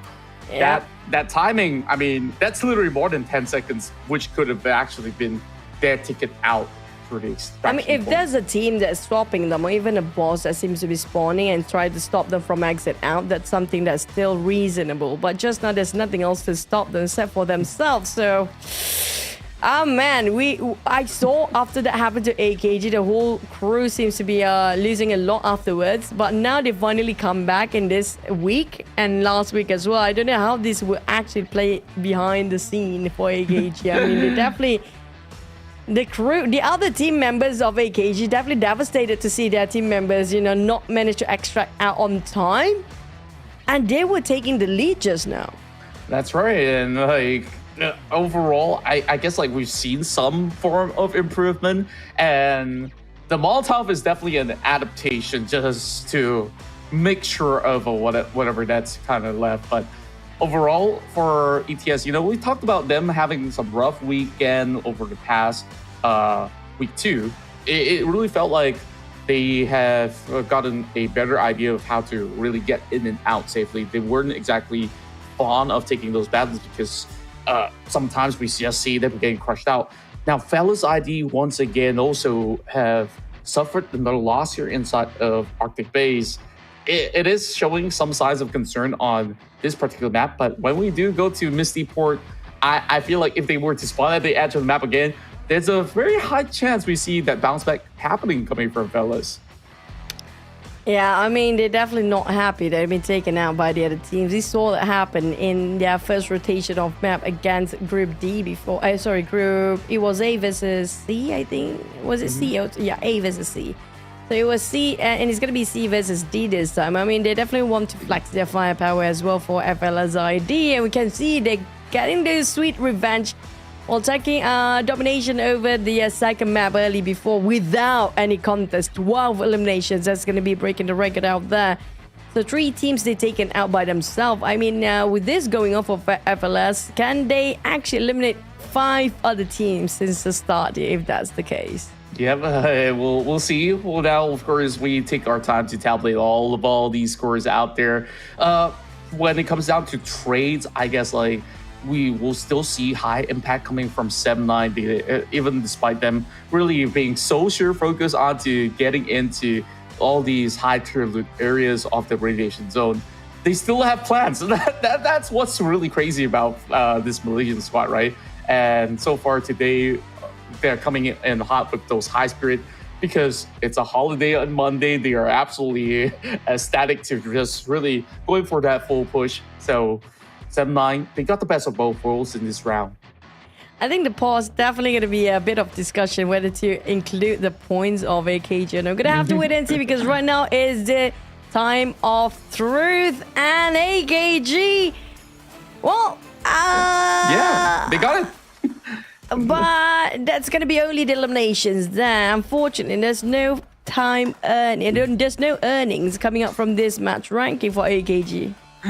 Imagine if that was real money and they pull off a heist and they just couldn't take that 2 million out and they just settle for 6. I guess like at least it's something, but they end up at number 5. But you know, it's ETS at number 1 spot and 7-9 with 4.59. This is still looking very, very healthy for the squad as they will later on move into Misty. And HLV coming on to top 3 as Songhai has always been the main guy to carry most of the bucks back home. 6 million by himself. During the qualifiers, definitely they have some a spotlight for the side of ETS, I assume, because when it comes to the group stage, we don't see them too much for ETS. Always been taken out by the other team. And it's nice to see them finally on the board here for the group stage in the final week. Songhai with 6 million, over 6 million play earning. Imagine how thick his pocket can be when it comes to ejecting out of that map. Yeah, and holy, take a look at this again, how they managed to achieve this massive haul. They were the earliest one inside of the missile silo. And I was really surprised that Fellas ID didn't really go directly inside. They were late to the scene. That's why like they had a fair share of struggle. Where once ETS is done looting the middle, they went on the outskirts and just scavenge hunt to the point that they find that extraction point. 7-9, very proactive. They stay somewhere towards central and on the outskirts, they look for those exit frags to also book out the match. While first, Arkong almost didn't make it out alive, but at least they got bright ideas to at least pull that 600k back onto their bank. But let's take a look at the overall rankings. What do we have so far, Choo Choo? FaZe Clan still taking number 1 spot. Unfortunately, FLS after their big howl of run when it comes to the map before this, they have to end their run quite quickly in this last map just now. Still gonna stand still at 3rd place. I do love the fact that when it comes to the final week, we have new contenders coming out against FLS, which is going to be nongYing as well, 2nd place down there. But HLV, well, there's going to be no 0 this time on the first ball. But MCR, unfortunately, as well as AKG, the only teams without team earnings. But worst case scenario is going to be on top of MCR. No point at all for the entire day yet. Yeah, it's been pretty rough. But of course, this being their first game throughout the course of this weekend, it's still going to be plenty of opportunities for MCR to find a way to bounce back. Though these teams are making it a lot harder, so MCR, they probably want to take a little bit more of an aggressive approach. And first, we only have one game that will be between Group C as well as Group D to be played out in Misty Port. So we're going to be having a carnival happening inside of PUBG Mobile, and this is going to be an airdrop carnival pirate bash where you can explore the Ocean Aussie new team area Pirate Booty Island. Collect airdrop tokens, head to the airdrop carnival in-game event to upgrade your airdrop crate to level 5 for guaranteed set of emote of your choice. Don't forget to jump into the game from August 16th to 18th to open your airdrop crate. Have a great day, There's a pirate being choked by a bird or, you know, by something. Don't know. But yeah, guys, don't forget the Galadriel X-Suit Advanced Upgradable MG3 is now available in the game. So join the event and unlock coupons and limited outfit award from the 6th of August till the 30th of September just for you guys. A new X-Suit is available. Make sure you sign in and get it yourself. The X-Suit. Yeah, be absolutely mesmerized by Choo Choo's beautiful voice. And, you know, like, well, sometimes I kind of wish that we get to cast at that kind of tone where everyone's just feeling super relaxed. It's going to be ASMR casting, man. And we get cancelled for that, you know. I mean, we might actually get cancelled. Yeah, I don't want to put people to sleep because people are here to be entertained. But some people are really into all these, like, smooth sounding stuff. So, oh boy, Choo, this is getting a little dangerous for me. I might snooze off in the next match. Sorry, guys. Keep it PG, man. I mean, don't worry about that. We're not going into the other ratings, but overall, it's more about, you know, all these teams, they're really putting high octane action, which is why like we sometimes get super excited over some of all these crazy highlights, like what Fellas ID have done earlier today. So it's another chance for Fellas ID to once again race towards the top, with ETS now putting some pressure upon them as well, while they've played probably a total of 4 games today. So they have to make sure that this final game, Fellas ID could book out with big stash. We're going to put aside when it comes to the points, right? We do know we're going to meet at Fellas ID, probably nongYing. We do know they're going to get into the grand finals. We're going to have to wait for the grand finals by tomorrow. We're going to get to know it tomorrow. But today I want to see something else. Okay, surprise us with some, you know, peekaboo threat for the teams like teams that love to hide and wait it out and gatekeeping. That's going to be one way to do it, because Prime did it before. And we saw Boom did it as well. You know, they don't want to go for looting. They're so lazy to go and find every corner and have to fight the mobs. And like, there's so much energy to invest into. Like, why don't we just wait around the extraction point and just take away all those boxes laying around later on by the teams that already looted up probably almost 10 million. Now that's fun. Yeah, that's definitely what HLV could potentially pull up, when usually in Arctic base, they are the dumpster hunters that is waiting for teams to be popping up. And last game, they managed to catch at least 1 or 2 members out there. Now that we're moving into Misty Port, maybe there's no dumpsters for them to hide out, but they can always surprise some of all these teams trying to make that exit in some of all these instances. But I wonder if Arkong could also make recoveries into this match by doing so as well, because I think they put their effort. They actually went out of the way, but they were dancing. They were having some happy feet, you know, till they burned themselves. What Arkong really needs to fix is not the points right now. What Arkong really needs to fix is going to be their bonding and relationship within their teammate, because I don't know how the rest of the teams will respond to that when the very last minute they didn't make it out again. It was the same person, BD. Every single time, BD is going to be the troublemaker for AKG. Yeah, they definitely are. And, you know, of all these places in this Misty Port, one of my favorite names of the city is Seafood. Like, it's starting to make me hungry because it's a little past lunchtime, but hope you guys are having a good time so far, as we do have decent distribution of teams. And take a look at this. It's MCR by the very corner map, Fellas, is going to be spawning somewhere towards the school area. So perhaps that kind of wraparound, we'll see them meet up with AKG as well as Hasta La Vista. Watch out for ETS and SM9. They might actually collide with each other too. HLV, they're going to play around the port area, which is going to be just around the banks of the river. It's going to be fine for them. But SM9, here comes the hunt. It's going to be Sphinx again every single time. ETS, Sphinx always been the targeted person and player first. It's quite confusing for Ken, though. He's looking at the militants too, whether it's players or it's actually a mob. Oh boy, and at least it's mobs for now. ETS, they immediately went underground, which is going to be out of sight, out of mind for SM9 for only a short moment, as they're already on the cart moving across. And speaking of which, ETS, they're still dealing with some of all these mobs right underneath. I'm not sure, can SM9 actually hear some of all these gunshots from underneath? No. Okay, it's actually SM9 opening fire to a side of ETS before, and then they thought it was just a mob after ETS get into the underground tunnel, so they thought, oh, maybe there's nobody here. But ETS, knowing there's SM9 who's actually fired against them, just now waiting out if SM9 will take this route later on, so they would gatekeep this and wait it out for SM9's entry. But SM9, if they know exactly that there was a human before, if they didn't get confused, they might not get into the tunnel in the first place.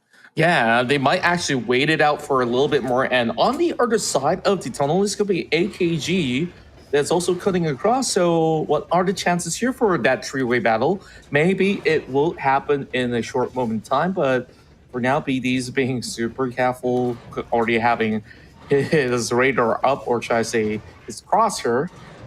So those seems to be clear for the side of Arkong. Just that we don't want to see more dancing until they're at the extraction point, all right? So that they could still get some points out of this matchup, or else we'll see them in flames once again. But ETS, they're on the cards as they're from scavengers to be moving right by 7-9.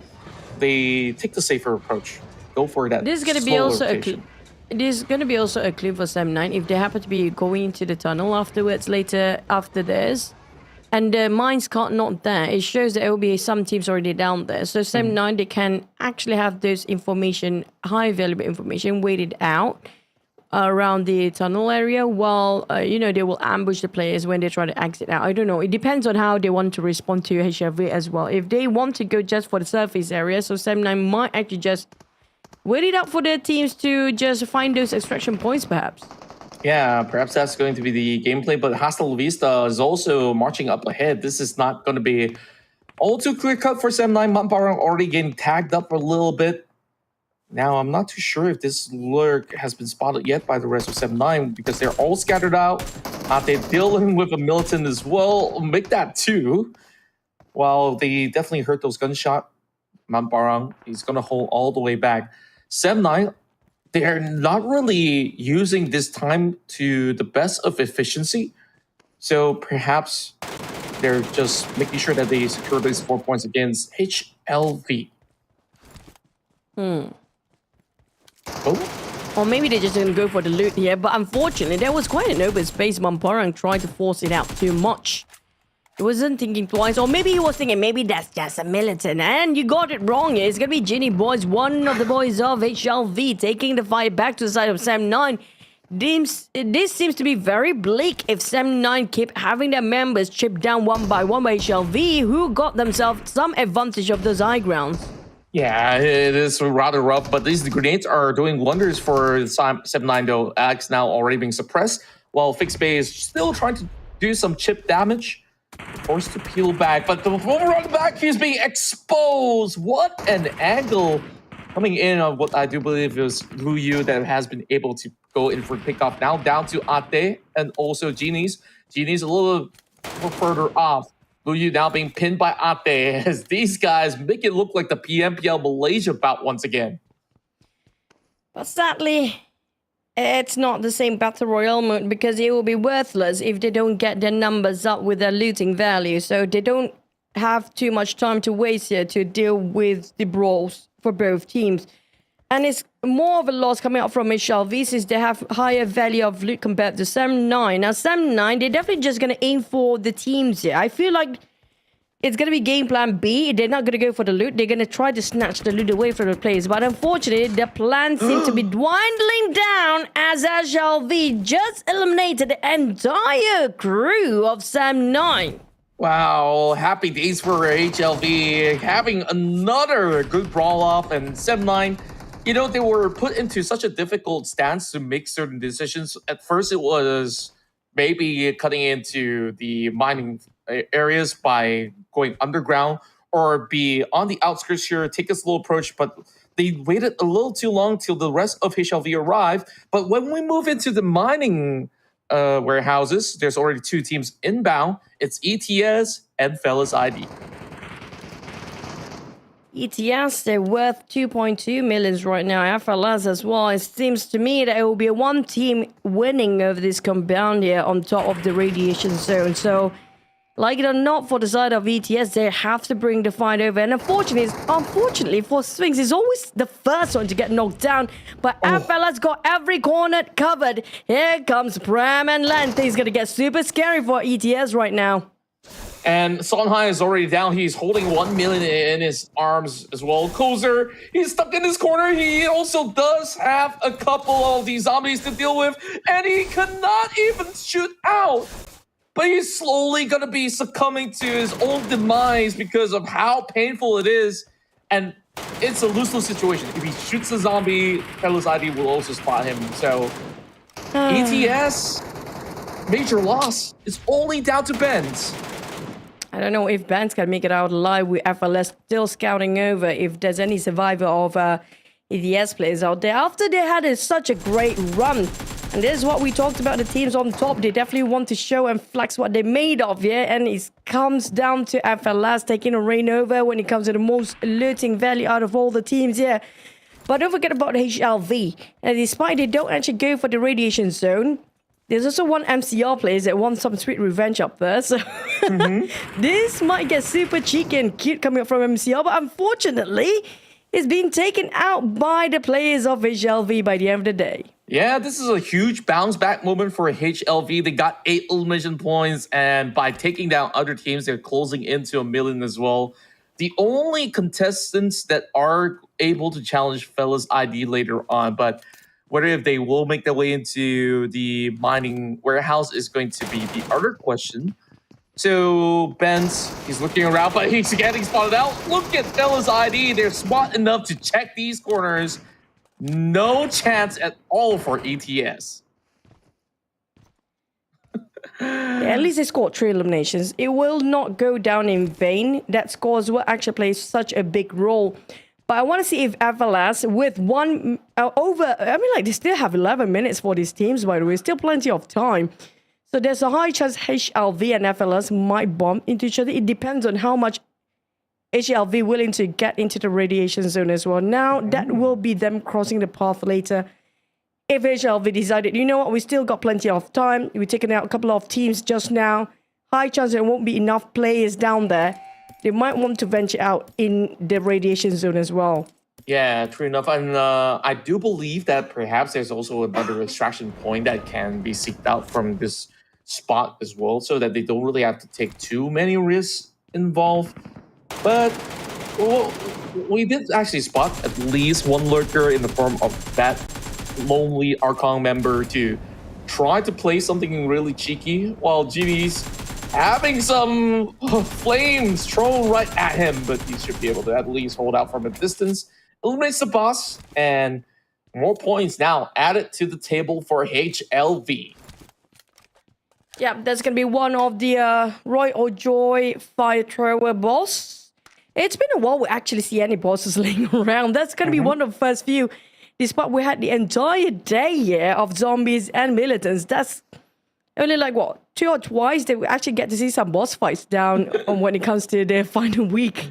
Yeah, surprise, surprise. I thought that, you know, all these teams would really go for boss fights. Even on that round where only Fellas ID were left to play out in what was one of the maps, even with those bosses running around, they were not interested. They were just continuously hunting for all these high-ticket items through all these secret rooms, as well as whatever crates that they may have actually found.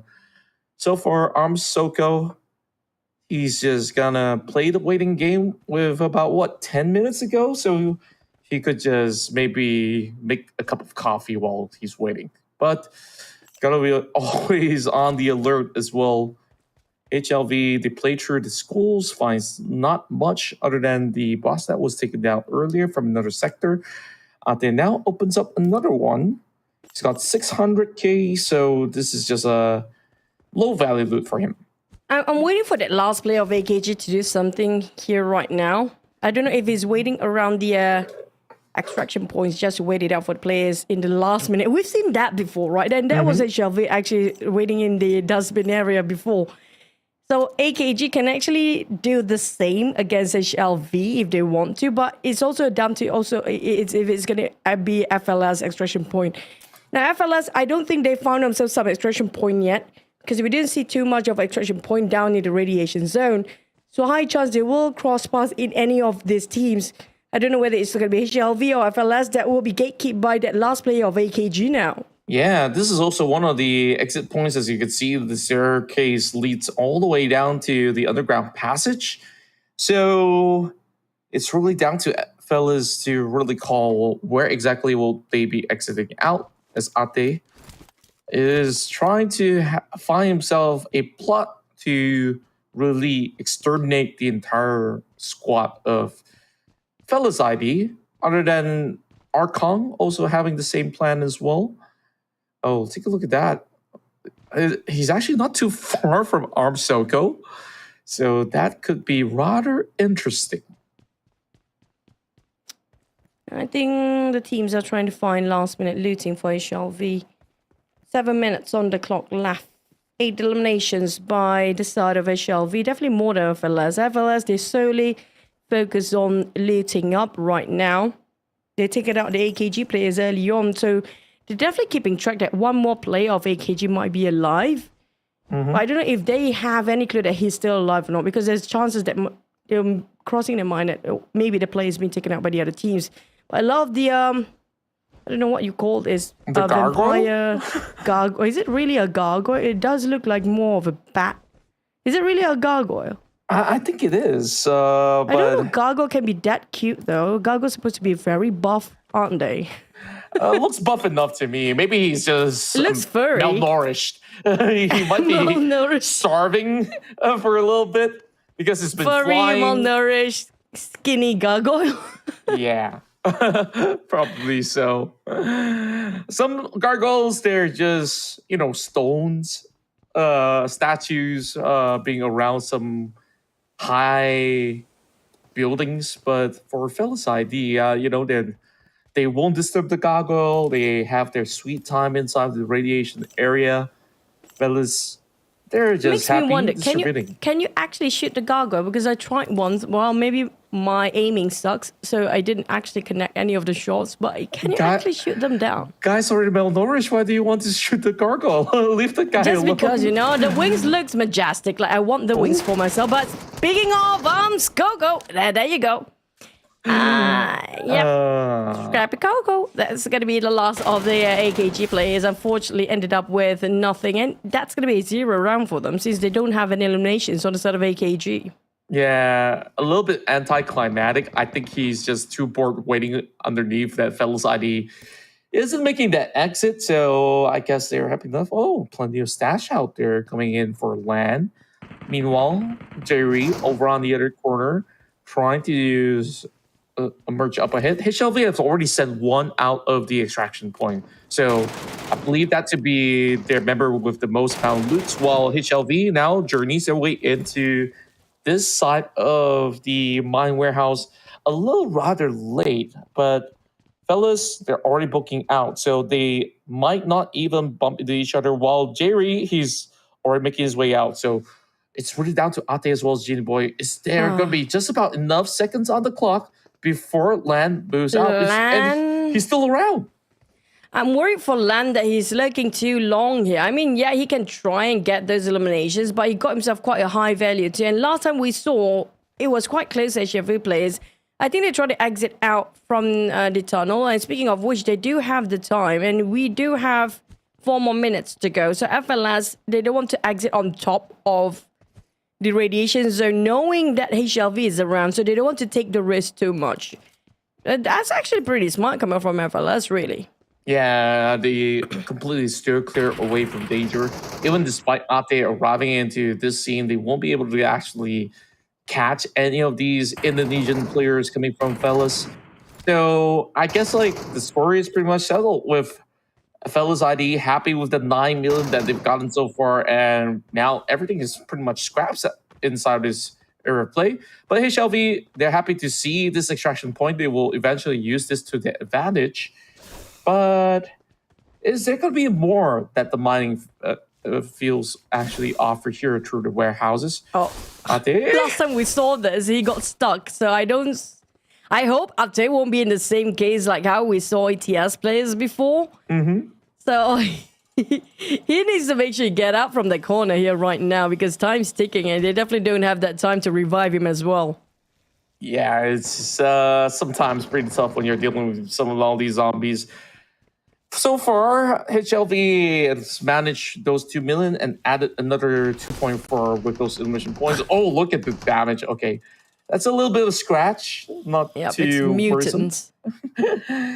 Yeah. But FLS, I don't know if they score themselves at least. Yeah, they found it 1 extraction point. So they're going to work around this corner just to see if there's any extra loot of high value they can actually gather in the last minute. But they try to close it up with a 10 million value by the end of the day. Plus that 4 times 3, that's going to be 1.2 million worth of the what you call it, the eliminations of the players too. So there's going to be one of the places where they can actually loot up from the shining orb. I don't know what it's called exactly, but it's going to be one of the places where the players can get one of the highest loot in the very last minute too. True, and it's great to actually see that fellas are still racking up these points, making it 10 mil just by their packages alone. So Pram, he usually would spot an extraction point. Yes, there is, but it's just around the corner of this team lake. Now, 2 minutes. Yeah, it's just so little time left. So can they actually have the full squad out? Should be no problem at all, but he's going for the globe. Yep, the shining globe or the beaming globe, whatever you call it. It seems to be another extra bonus of loot value. But Genie, I mean, I would be worried for HLV right now with one player knocked down. And time's ticking in less than 2 minutes. They have to exit out. And Genie's trying to find that player that been knocked down early on. He's going to climb all the way up trying to find him. But time's ticking, man. We just talked about HLV couldn't afford to lose another member. And they lost it. That was a high-value player. They're going down to negative 198,000. What? Why did they just let that happen? We just talked about this. Yeah, and this is going to be problematic. Right now, he will extract out of the match, and it is only down to fellas. And HLV, I thought they would walk away with 2 million at least. And they lost to mobs. They got cornered down by that boss. And the mutant boss don't look like extraordinary boss because of... It's just slightly bigger in size, but when it comes to strength, it's definitely more stronger than the others. But it just doesn't show too much of, you know, striky resemblance of a boss that looks way different. So they thought it was a normal mutant and it got cornered down exactly like how ETS did before. Yeah, meanwhile, fellas, they got less than a minute right now. They should stop looting. Already they got the most value. They need to book out. Gotta make that run right now. Let's see if they could actually traverse through the course. Come on, guys. There's no time to loot up. Oh, seems like he extracted from the toilet. Oh, is this a toilet? I don't think so. But good news is that there is what they found to be the flare for them to extract out from. So Lan is already out of the match. As Fellas ID once again dominates in this final hustle in Metro Royale. And they were aggressively trying to find any contenders early on. But unfortunately for HLV, despite they got quite a number of eliminations, but they didn't translate into most of their loot earnings due to how they just underestimate the power of the boss mutants inside of the radiation zone. So congratulations to Fellas ID with over 10 million worth, almost hitting the 11 million just now. Yeah, it's just great stuff overall coming in from this exceptional Indonesian team. I believe with the amount of games being played, Fellas ID is undisputed at the top of the table, at least for the current moment. So tomorrow they won't be playing as many games as compared to what some of these teams have actually played out. Maybe a little bit more involvement of Group C, Group D. So chances are they can actually hold on to this lead for a really good time. And I really thought that, you know, I wanted to compliment Hasta La Vista for doing pretty well for these past 2 rounds until that mob just basically took down the guy with all the valuables. Like, if you have that many valuables, you shouldn't be in that crowd of monsters as well of all these zombies. Your priority should always be ejecting out because that was just 1 minute left on the clock. Yeah, I mean, the same goes for ETS. They definitely have a better run compared to the prior weeks before, which was week 2 and week 1. They barely had enough points when it comes to trying to push themselves into the grand finals. But what we saw just now coming from ETS will be enough for them to get into the grand finals or not. Because by the end of the day, we have to tally up the scores, which is going to be a lot of numbers and a lot of zeros down there, by the way, due to the crazy amount of values of loot and also when it comes to translating to points. But when it comes to tomorrow, we're going to have a different grouping entirely. Unfortunately, for Group C, they only have one more rotation to go. Tomorrow, we'll be focusing more towards Group D and Group B. So we do see ETS, they had a good start here today. Same goes for Fellas ID, right? And Fellas ID definitely will be one of the top contenders when it comes to the top 3. So they will be playing only one more map tomorrow. So we're gonna have a lot of B, which can be nongYing. That's gonna be fun for tomorrow's matches as well. Oh yeah, I'm definitely looking forward to that. This time around, heading to this final battle, 7-9 was one of the teams that were unlikely to be caught, but they did, however, get caught, so they will have no points together with AKG as well as MCR. Meanwhile, our top three definitely consists of fellas with the most points of 12 million, 3.8 at least for HLV, and ETS walks away with those 3 frags, so therefore they're closing in to 900k to settle those scores for now. ETS, at least, for past match, they have been able to also put decent numbers out there. They are still remaining to be a very competitive bunch. But what happens when we do add all the points together? FLS, with so many millions throughout all the rounds, should be sitting at the top. Yep, it's going to be Drew this time. It's kind of rare to see FLS players alternating when it comes to the chosen one of the Fortune's choice this time, because it's always going to be Aria. This time I love to see that different names keep popping up inside of FLS lineup with over 7 million, 7.5 million, yeah. And 1 elimination is coming up from Drew.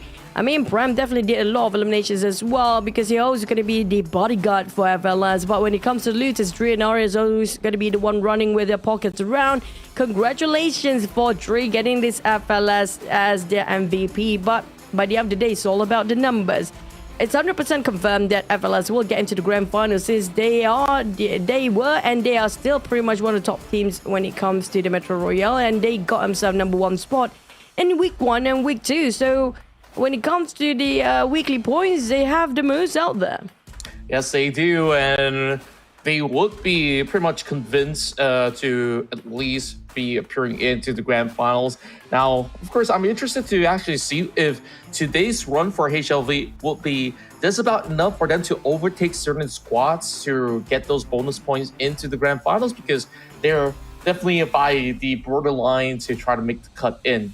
But this matchup itself, we saw some early fights coming in. HLV was happy to take down 7-9, and after that, takes a very late approach to get into the mine warehouse, where Fellas ID completely avoided them altogether and played it cool to be able to at least back in that 12 million that they've gotten so far. HLV, we saw that one unlucky player getting clipped out, but here we are. Overall rankings, Fellas ID at #1, and FaZe Clan, who have played a total of 4 games, are trolling in very closely at 25 million.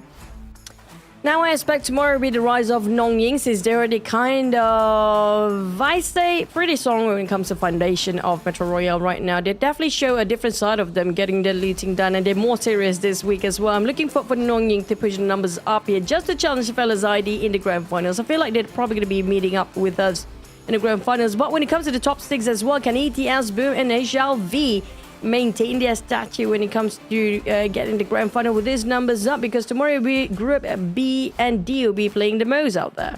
Yeah, and despite the efforts of 7-9, they only walked away with 4.5 mil throughout the course of the games that they play out today. So chances are, like you said, nongYing is on a very steady track in order to find themselves making into the grand final, so long as tomorrow goes smoothly for them. But we shall see, because that's for us to find out for tomorrow. Prime still trying to upkeep with some form of a pace, but this will be the groupings for tomorrow, as we start off with Group A versus Group D, and then heading into the middle, it's B versus D and B versus C. Plenty of games for Group D as well as Group D to play things out. Yeah, but also tomorrow it will be last rotation for Group A at first, which is going to be FaZe Clan, one of the teams that's pretty much kind of okay today. So I'm looking for, can FaZe Clan push the numbers at the very last minute when it comes to the first rotation of tomorrow's matchup, which is going to be, basically tomorrow we're going to have Misty Port as well. But speaking of which, we have quite a contention, yeah. Other than just Fellas ID, we can see the rise of the other teams as well. I'm looking forward when it comes to the grand finals too. Yeah, I believe grand finals is where they will show some secret strats as well. So with that being said, we've already wrapped up our rounds for Metro Royale for today, Choo, and we will be getting ourselves ready for our Battle Royale. So we'll see you guys tomorrow. Thank you very much, and we'll be signing off. Have a great day, ladies and gents.